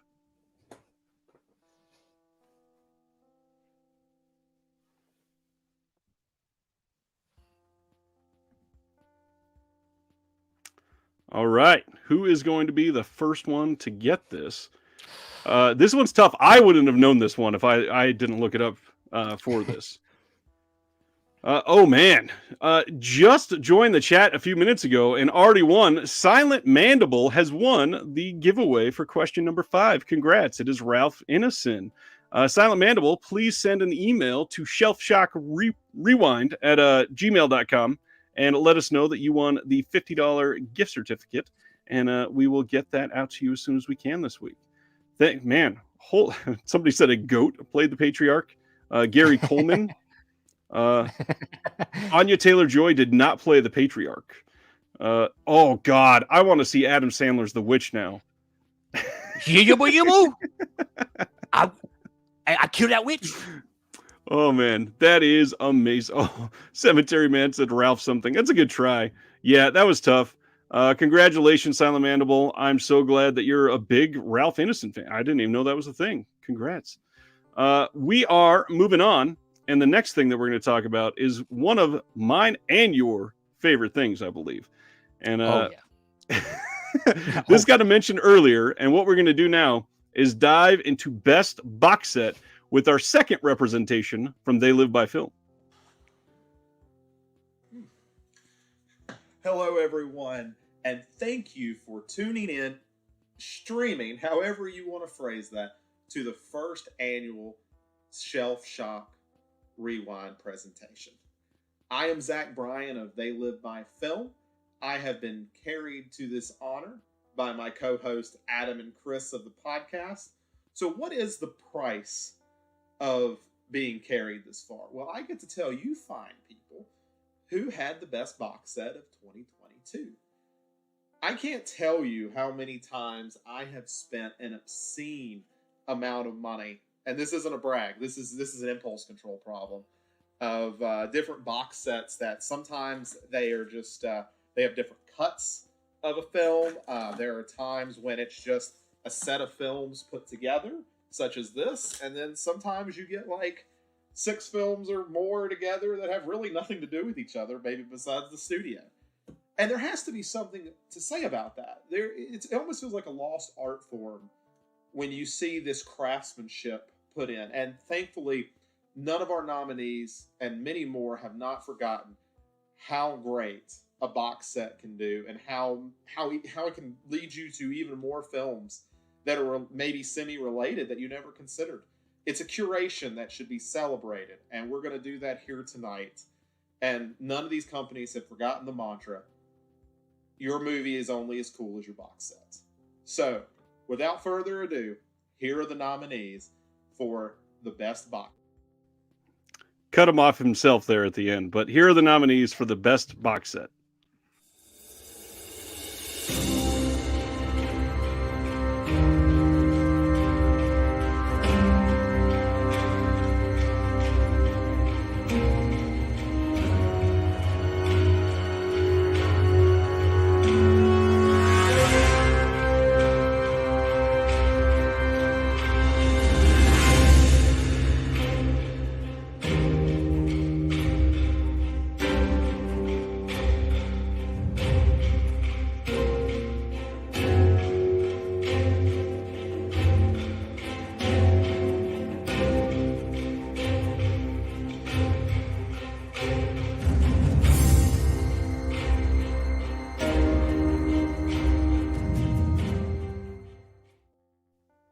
Now I'm going to wait a second to play the winners, because this is one that I'm torn by, because there are some really heavy hitters in this category. I don't think any of the winners would have not surprised me, because many of these have their own like fan bases fully behind any of them. Were you shocked by the actual results here? Just a little bit. I mean, they like you said, all heavy hitters. Some of these came out like towards the beginning of voting. So we were like, are they going to get the attention they need? Right. Some of them just even before they came out, they were already anticipating it. And so, yeah, it's kind of box sets are a thing where we get really excited for when they get announced. So there's already a built-in anticipation. And so sometimes that takes over what people voted for, or it's what they actually, bought the thing and they actually, took the time with it. It's tough because you didn't have a lot of time if you got some of these box sets near the end to go through the box set and really give it its fair share. But, yeah, some of these, it's just, it could have went anywhere. Yep. All right, here we go. Winners for best box set. And the winner of the community vote is the Shaw Scope Volume 2 from Arrow Video. And the winner of the Creators Selection Committee is After Dark Neo Noir Cinema Collection Volume 1 from Imprint Film. I am so glad that this thing won from the CSC. This is one of my favorite box sets, maybe ever. There's only one or two that are better than this, and we just talked about it a little while ago, but for something very different. This is my favorite box set of all time, I will say. But this is very good. Yeah, and if I'm being honest with you, Volume 2 came out last year too, and it could have maybe been in there too. But I think it might even be better. It might even be better, but it did come out kind of right when voting started around that time. So maybe it just didn't catch on, but it did get some write-in votes, I think. And it was just tough, man. Both really solid box sets with a lot of good bonus features.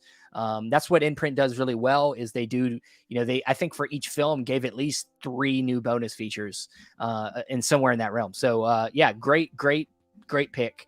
And then of course also the Shaw Scope, which kind of falls in that kind of anticipation thing. Yeah. There was a lot of anticipation for this. And of course it already had a Volume 1 that came out last year. So you kind of know what you're expecting if you already got Volume 1 and you know that you're just getting a new group of films. And so, yeah, I mean, it's really not a surprise, but could have went anywhere. All the nominees were really deserving. So, and with Shaw Scope, I feel like Shaw Scope Volume 2 kind of blows Volume 1 out of the water a little bit. I think that they were wise to do it that way. I think a lot of people would have been very disappointed if we got the first one after the second one, but now anticipation for a third one is going to be huge. Oh yeah. So yeah, this has been a very interesting time for box sets. I will though shout out Severin Films not winning either of these is still a little bit of a shock to me. The fact that their box sets are maybe best of the best every single year. Yeah. I am eager to see if we actually get the Black Emmanuel box set like they're promising, because if so, I would not be surprised if that won pretty much immediately. Yeah, I just posted a picture on my Twitter and Instagram of me making a tower of all the box sets from Severin, and how they're just, it's hard to argue. They're the best. Their box sets are amazing. But yeah.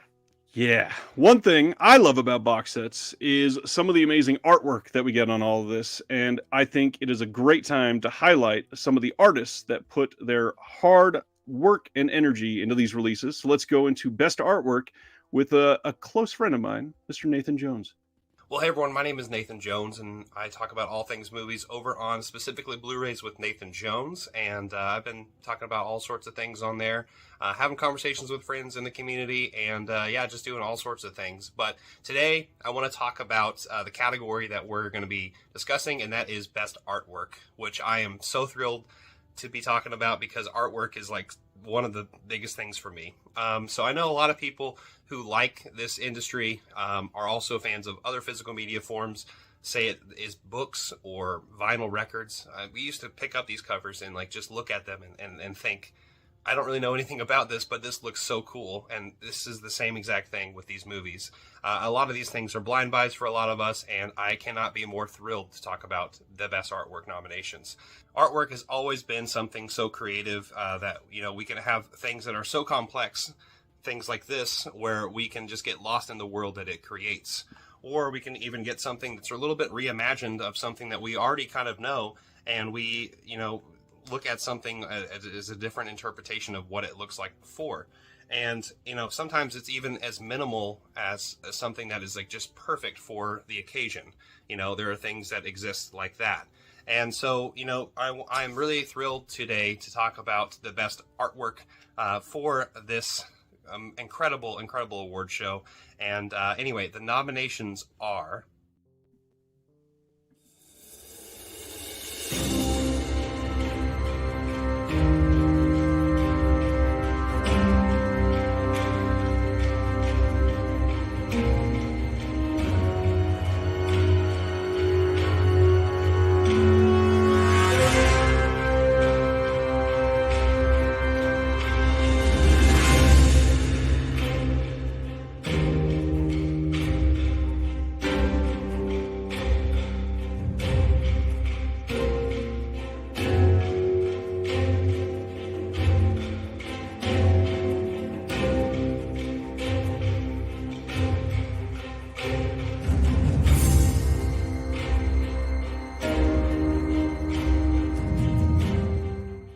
And the winners for best artwork are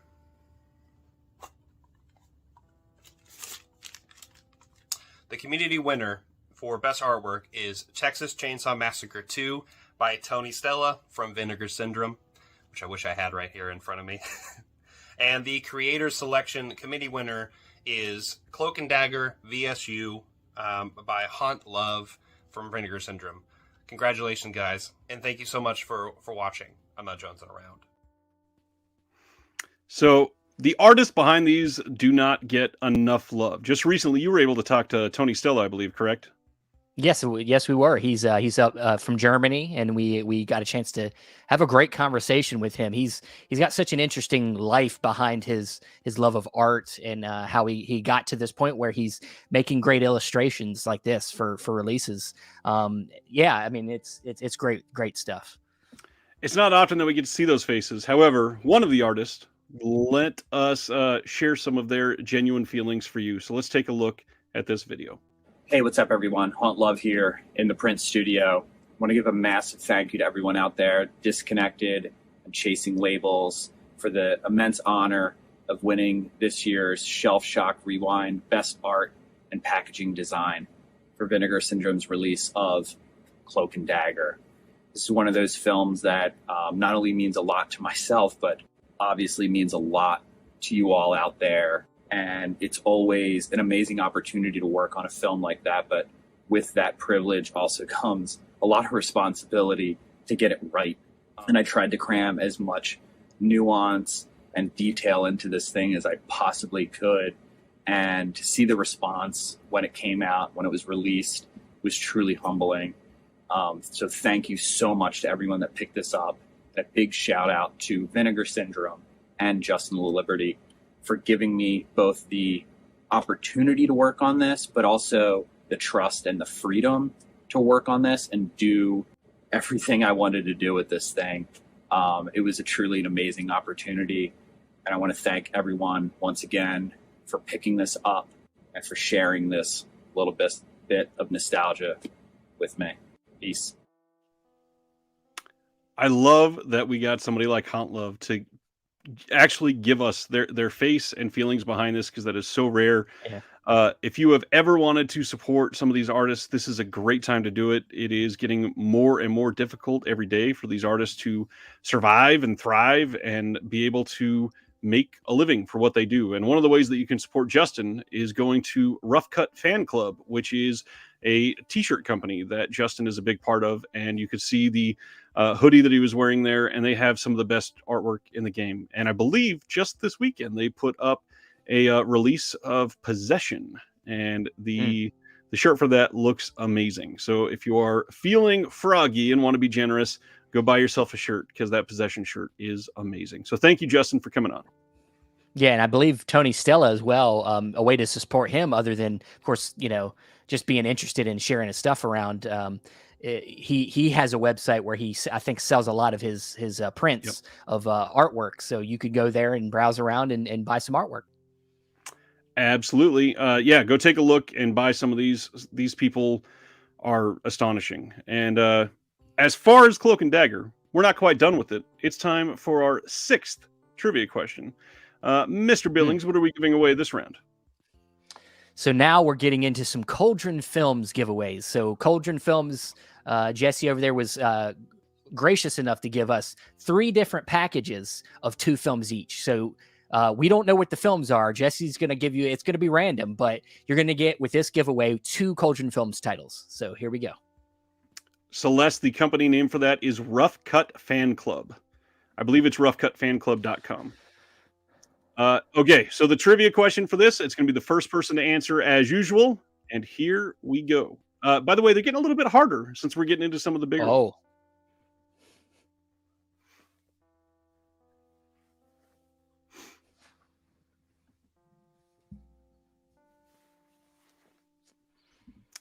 This is one you really got to know your releases to get this one right, especially quickly. Yeah. Everybody's scrounging. Everybody's running around. Everybody's opening it in another tab right now and Googling and trying to figure it out. Yeah. Here we go. Come on. Unfortunately, I don't think Toby Hooper was able to moderate a commentary from the grave. Yeah. You know what? I'm gonna give it to Furtado because he did fix it. He said Joe Lunch, and then fixed it to Lynch. Furtado, congratulations. Somebody's hungry. It's dinner time by now. No, he's on the West Coast. That he's barely eating. It's dinner time. It's dinner time. It's dinner time. Those It's past LA lunch. folk eat dinner way late. So Okay. officially, Andrew Furtado of Severn Films has won a couple Cauldron releases. Send us an email at shelfshockrewind@gmail.com, and we will get you a couple releases in the mail. Thanks, Furtado. I appreciate you. He doesn't need any more releases. He works for a company. While I'm true, just kidding. yeah. We're He's gonna also go. got he's got a baby. He's got a baby too. He don't have no room for that. He's got a baby. He just got a baby. Although a lot of these boutiques are great, we did want to be able to highlight those studio catalog releases that we do not see enough love for, because most of the time people in our hobby are complaining about studio releases, and some of them, I'll admit, are not great, but many of them are actually pretty damn good. So this is a category that could have been a little messy, but I'm glad that I think we nominated the right picks for this category. So what we are going to do is discuss the picks for the best studio catalog release.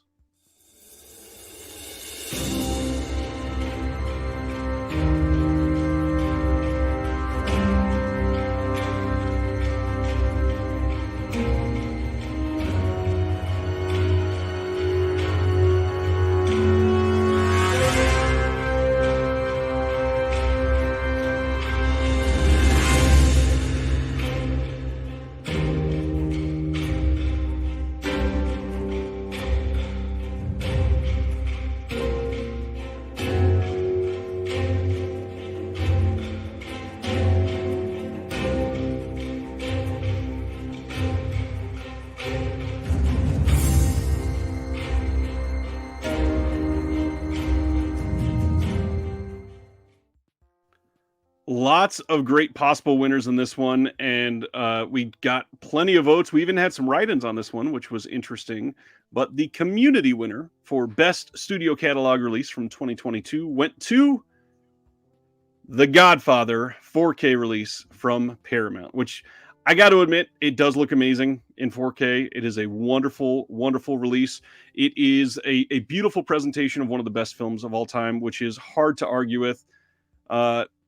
Not really surprising that the community went that way. I would not have been shocked if another one won, but that one is not surprising at all either. Now for the CSC, this one I am a little bit shocked because this was my vote as well, but I am so glad that this one was picked because the Creators Selection Committee voted for Fright Night in 4K, and I am stoked because that release is amazing. Fright Night looks beyond what it was ever deemed possible on a home video, and I'm so glad that we were able to get that on 4K now. It is a wonderful release filled with amazing extras, and so glad that they put the time into it, because honestly, a lot of those horror and cult releases don't get love from the studios like that. So I'm glad that it was out there.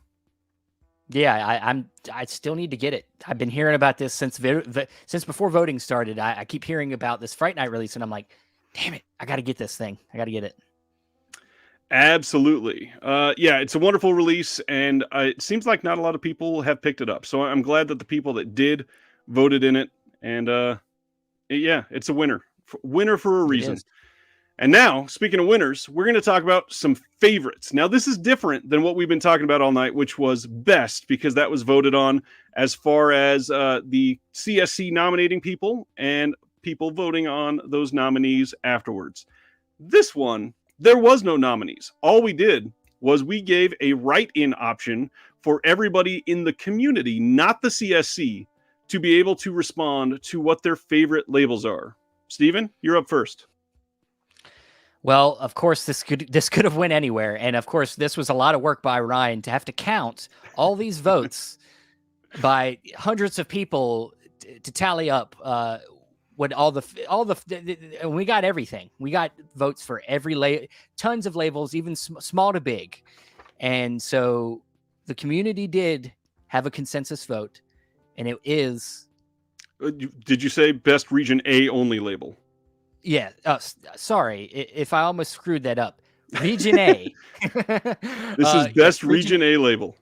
Best region A label. And region A, of course, is mostly U.S. territory. That's what we usually count it as. So, and the winner is Vinegar Syndrome. Vinegar, of course, Vinegar Syndrome, very popular label. They've been getting a lot of wins tonight. Yeah, you surprised? No. The only thing that I'm maybe surprised by is that I kind of expected Criterion and Vinegar Syndrome to cancel each other out a little bit.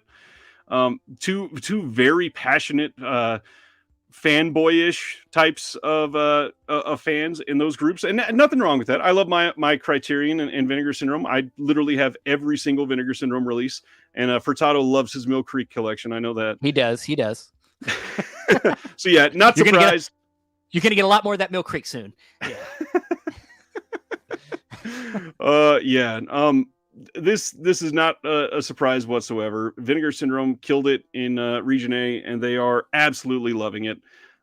With Vinegar Syndrome, there are a lot of really great titles, and your knowledge on Vinegar Syndrome is going to pay off right now if you know their catalog front to back for our next trivia question. Our 7th giveaway, what are we giving away? Another Cauldron package? Another Cauldron package, so random 2 releases from Cauldron. So here we go. Another 2 random releases. I am looking for the first person to correctly answer this trivia question. Go.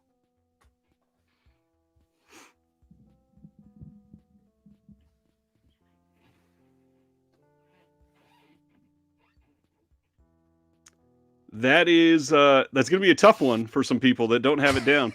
And they might know which release that was for VS001. However, there are 3 films on that release. What is the 3rd film on that release? And oh wow, we got an answer very quickly. I don't know how you did that. Celeste, amazing. Black Love is the 3rd film on the Herschel Gordon Lewis set that was released by Vinegar Syndrome as their first release ever. Wow, that was impressive, Celeste. Very, very nice. Another Wayne's World reference. We're not worthy. We're not worthy. Please send an email to shelfshockrewind@gmail.com, and we will get you a Cauldron package sent over to your house as soon as possible. Celeste. Love the commentary. Love it. That was amazing. Now, we are going to go to favorite Region B release. So all the same thing that we talked about before. The CSC didn't nominate anything for this. This was only done by the community, and the community heartily voted pretty heavily for this. And the winner for the favorite Region B label went pretty easily to Second Sight Films. Second Sight, again, they put out some incredible stuff this year. We got Drive, we got The Witch, we got their first 2 Hammer releases. We got some amazing stuff from Second Sight, and they are maybe my favorite label as far as like highest quality that they put into all their releases. So I'm so glad that they were able to win this one. Favorite Region B label. It's my vote. Was this your pick as well? Pretty close. Like you said, it's not always about how many releases that come out in a year. Every release they come out with is premium. With whether it's the extras, the packaging, even just the film selection is just really great from them. So it's them or Indicator for me. Indicator is a big one for me. I would have loved some more Indicator love maybe in this selection, but yeah, I can't deny it. Second Sight's great. Jeremy Long says, okay, good. Glad Second Sight won because I really didn't feel like rioting tonight. Yes, Aaron, I know that we're not all in the same chat, but I'm doing my best to share as many as I can across the waves because on this stream, we are gonna cross the streams. That was a joke I tried to come up with many hours ago, and I'm glad I could use it. Hey, okay. Ghostbusters is in the Criterion. However, Criterion love right there. Ghostbusters got a ton of votes during this, It by the did. way. That 4K box set did very well behind the scenes. We'll be talking about all that in an upcoming stream when we talk about some of the actual math behind all of this and who won by how much and all that. And we're gonna hang out soon, so make sure that you're staying tuned to our channels in the description below. We're gonna be talking more, but next we're gonna go to what everybody voted for the best releases. We're down to it. The final 3 big ones, Steven. Yeah, this scared me. This really scared me because this could go in weird directions. And I think for the most part it was very successful, and it felt all these winners felt pretty right. We all have our personal choices, but I think we got some really great releases that win some of these big awards this year. So I can't argue with it. I completely agree. So what are you going to be presenting with us? Well, I'm going to present the best Region B release. So Region B, of course, once again, whether it's your Eureka releases, your Second Sight releases, all these labels from the UK, international, could be anything. And we got a lot of good nominations here, and let's see what they are. All right.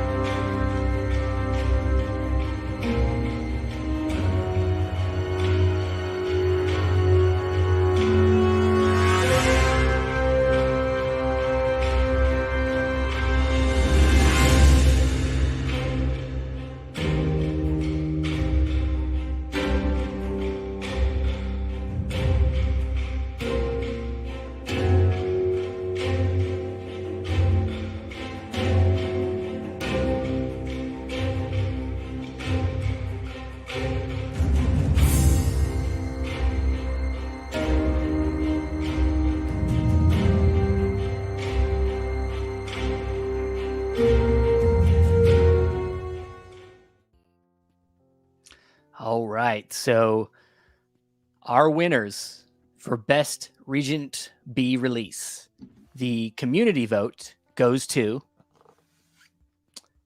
Drive, Second Sight, and the CSC winner goes to Drive, Second Sight. So, but our timing was great. Yes.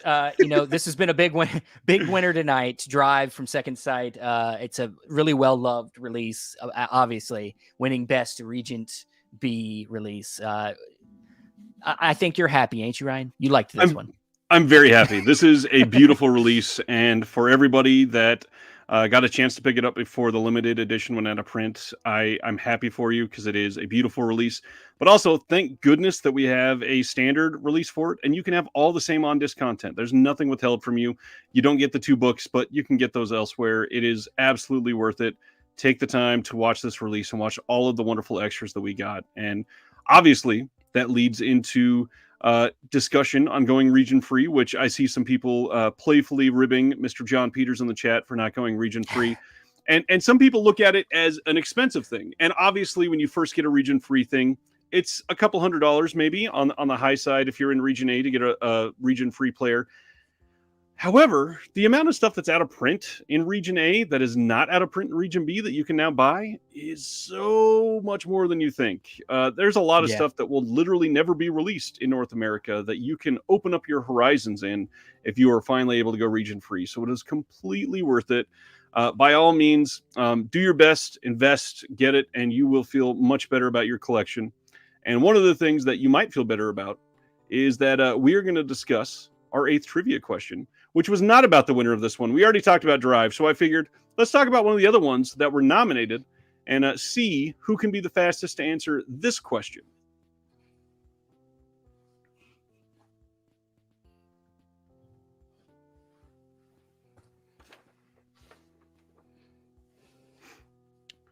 All right. Who is going to get this first? I believe we're giving away another Cauldron package. Is that right, Stephen? Our last Cauldron package? Yes. Last Cauldron package. We're seeing some guesses. 4, 7, 3, 6, 4, 6, 5, 6. The first one to get it is my friend, Mr. Zachary Hatfield with 8. That is the correct answer. Good job, Zach. There are 8, including, I believe, 2 reboots. Oh, gosh. There's a lot of them. Yeah. They've done quite a few of those, but I believe there are 8 official films in the franchise.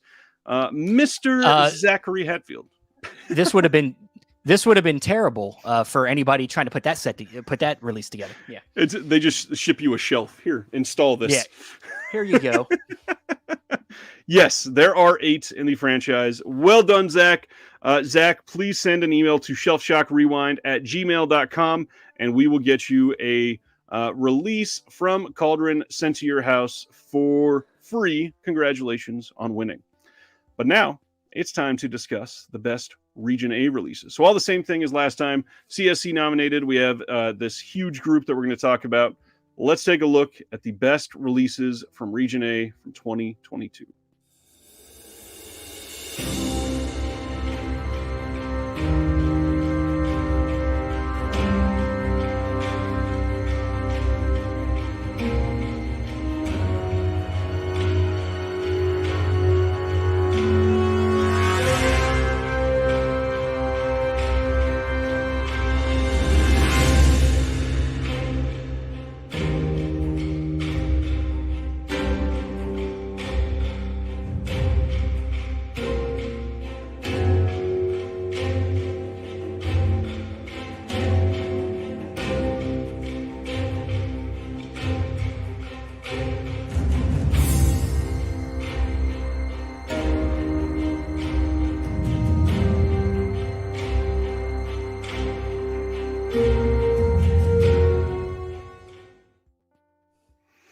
So again, this one is tough because we have like a box set and we have big titles from big labels that have a lot of fans. There are a lot here that are very, very easily could win these, and I would not be surprised whatsoever.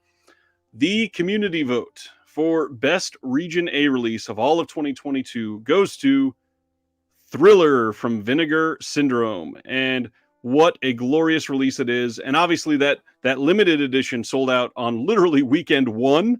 And they had to put out a standard release, and you can get almost everything. 3 out of the 4 discs that they had will be available in the standard. So it is still completely worth it to get. Wonderful release from Vinegar Syndrome. They killed it on that. Thriller kind of cleaned up as best Region A release after they didn't get much of anything. In fact, I don't think they got anything else the rest of the night.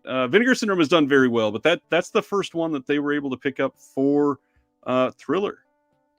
Yeah. It's, some of these categories, we got some labels eating each other. They're fighting against their own releases. Texas Chainsaw Massacre 2 and Thriller are kind of fighting each other in a lot of these categories. So, it's nice to see a variety win, not just the same releases. So.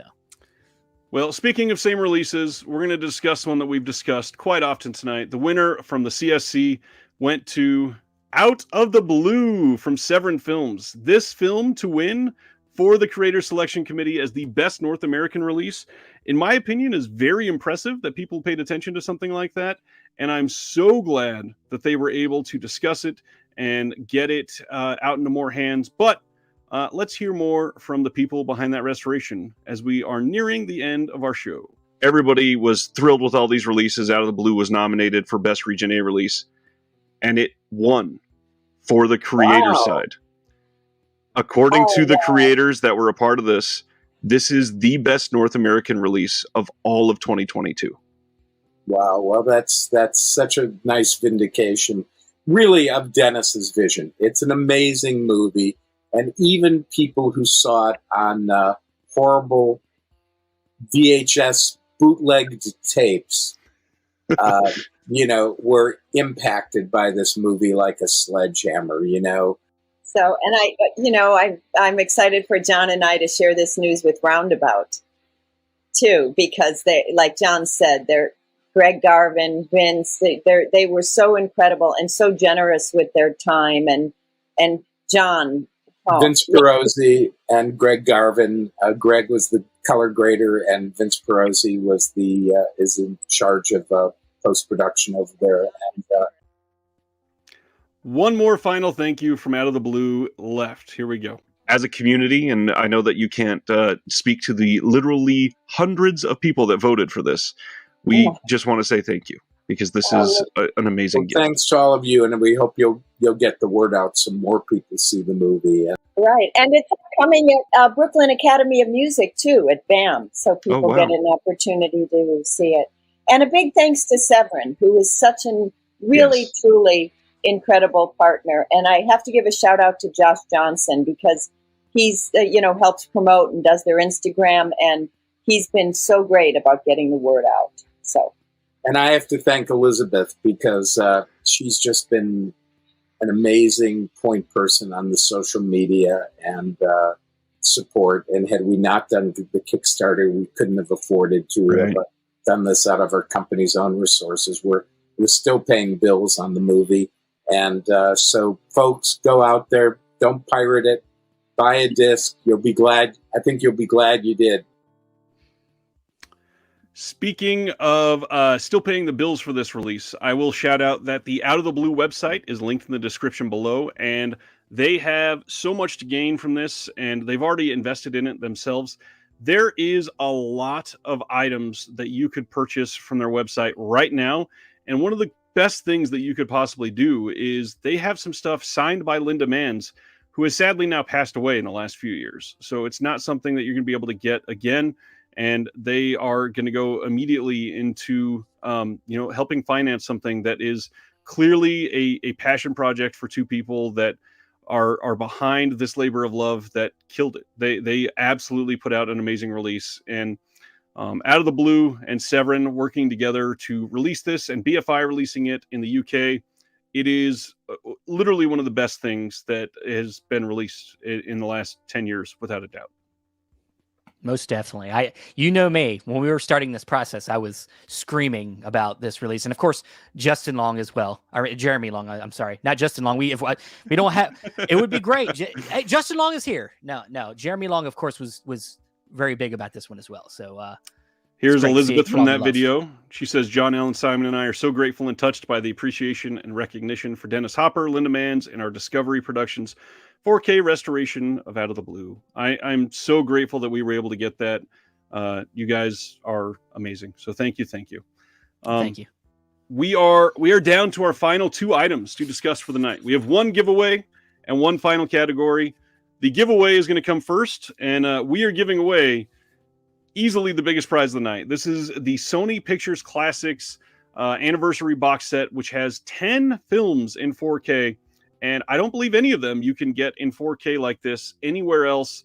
It is by far the most complete package for these films.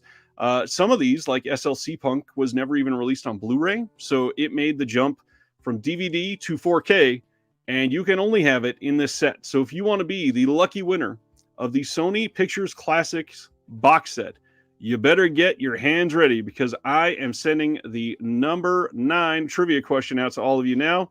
First person to get this wins.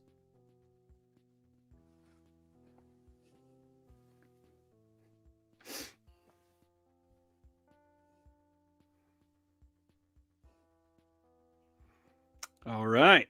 This is a great question. A lot of people jumping to Google at the moment. I can feel it.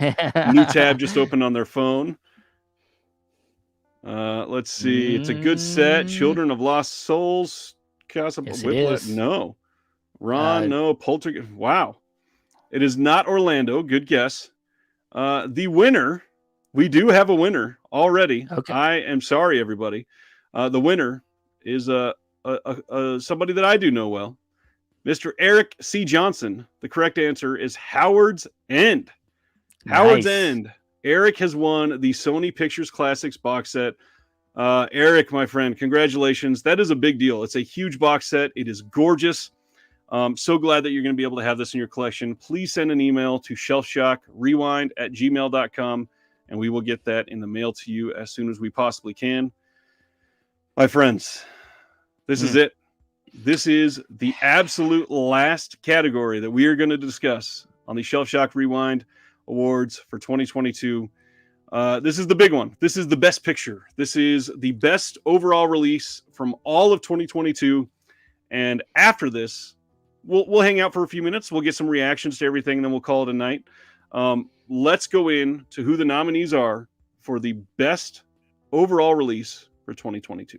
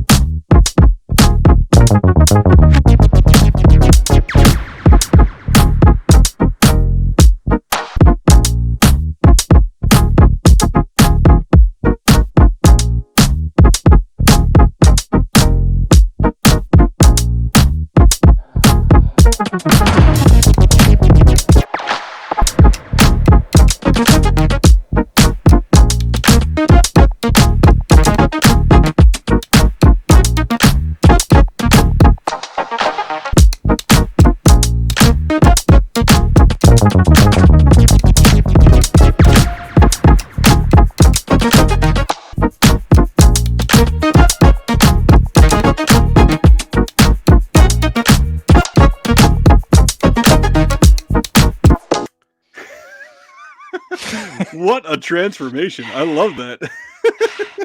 Cobra Kai. No, I'm just kidding. All right. Yeah. So the community vote for the best overall release for all of 2022 goes to the Texas Chainsaw Massacre 2 from Vinegar Syndrome. Congratulations to Vinegar Syndrome and to the little Toby Hooper that could. This was a big deal. And obviously, I'm so glad that they were able to put this out and we could get a great release of this. On top of that, it's a Hooper film, and Hooper always needs more love, and I'm glad that we got it. And Mr. Billings, you can take us home with the final vote of the night.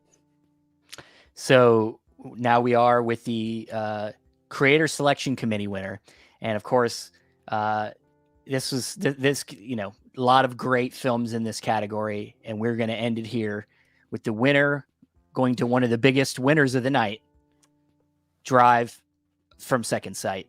Congratulations to Second Sight, to Drive. This was a fantastic release, and I think well-deserved. Great stuff. That is a wrap for the 2022 Shelf Shock Rewind Awards. I am so grateful that we've had so many people hanging out with us tonight. It has been an absolute wonderful time to get this. It has been a labor of love from both of us. I promised to get this going, and we are here to react. So what's everybody's biggest surprise of the night? What is there something that people feel like was the biggest snub, maybe? Did you have one? Biggest snub. Oh, you know what? I mean, I don't know. I kind of the Swimmer release from Indicator was one that I really loved, which was in the Region B category. I would have liked to seen a sneak in on that one, but I don't know. I haven't thought about it much. I was actually pretty happy with a lot of these, so I can't really say off the top of my head if there was any snubs necessarily, but. Yeah, I'm honestly shocked that there was. I know the Drive won a lot tonight, but I was honestly a little shocked that Second Sight didn't win for a few of the other things that they were nominated for. A lot of their stuff has been incredible. The other one for me, this is maybe no surprise, but Imprint Films deserved a lot more than they got tonight, in my opinion. I think they only won for Best Box Set from the CSC, and it is shocking that they did not get more. Some of their special features have been absolutely incredible. Kino not even getting nominated for annual slate was a big deal. Yeah. I think they only really got nominated. Did they get nominated early on with some of the earlier releases? I don't think they had much in the later categories. Nope. It's tough, man. I mean, there's so many labels, there's so many releases, and a lot of times the favorite, the ones that got nominated for favorite label, like your Vinegar, they take a lot of the poll. But we did get we got two winners for each category. So I think that helped us, diversify a little bit. And we'll keep trying harder and harder to diversify as much as naturally, not on purpose, but hopefully more naturally diversify next year's awards. Yeah, I would agree there. And like I said, Steven and myself, we are going to be doing another stream. We haven't even put a date on it, but it'll be sometime in the next couple of weeks to discuss how everything went. And we will talk about perhaps some feedback for what we could do better next year, other than finding some other system that doesn't cut off the videos for us right when it's at the very end. And Hey, look, there was some good comedy there. There was some good comedy. was. Where I'm just like, I was like, I totally thought that you were going to start posing hilariously near the end of every video just to make it a running gag. Well, yeah. But overall, Criterion Vinegar Syndrome got a lot of love, and that was not surprising. The Drive release, it's one of the best of all time, truly. And again, hats off to Out of the Blue. Everything that they won, it was just beautiful to get this nominated so much. Yes, more love for Righting Wrongs. I honestly was surprised that we didn't get more of that. Yeah.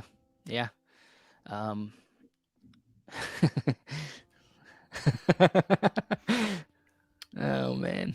Stan Geezy says, how about trophies for next year? Absolutely. If I can somehow win the lottery by next year, Yeah. I would love to send trophies to all these people. By all means, I'd like, especially Kayla Janice, I would love to send her something. And by the way, we are going to be taking the syndication of this, and on the Shelf Shock YouTube channel, we're going to be breaking it down into each individual category so that the labels even can take the snippet from the show and share it if they would like. It's a lot of work, and the stuff that they've done, they deserve the attention for it. So we're going to do everything I possibly can to make sure that they feel like they got recognized for it. Most definitely. And yeah, I mean, there's more, like you said, there's more to come with this. And we hope that, if we can make this a regular thing, we hope that this will keep, I think something like this will help, make you maybe pay attention a little bit more to what you're buying, your releases, as we talked about with the Sergio Mims Memorial Award. More context, looking into more of your releases when you get them in, and not letting them just sit on the shelf for 3 years.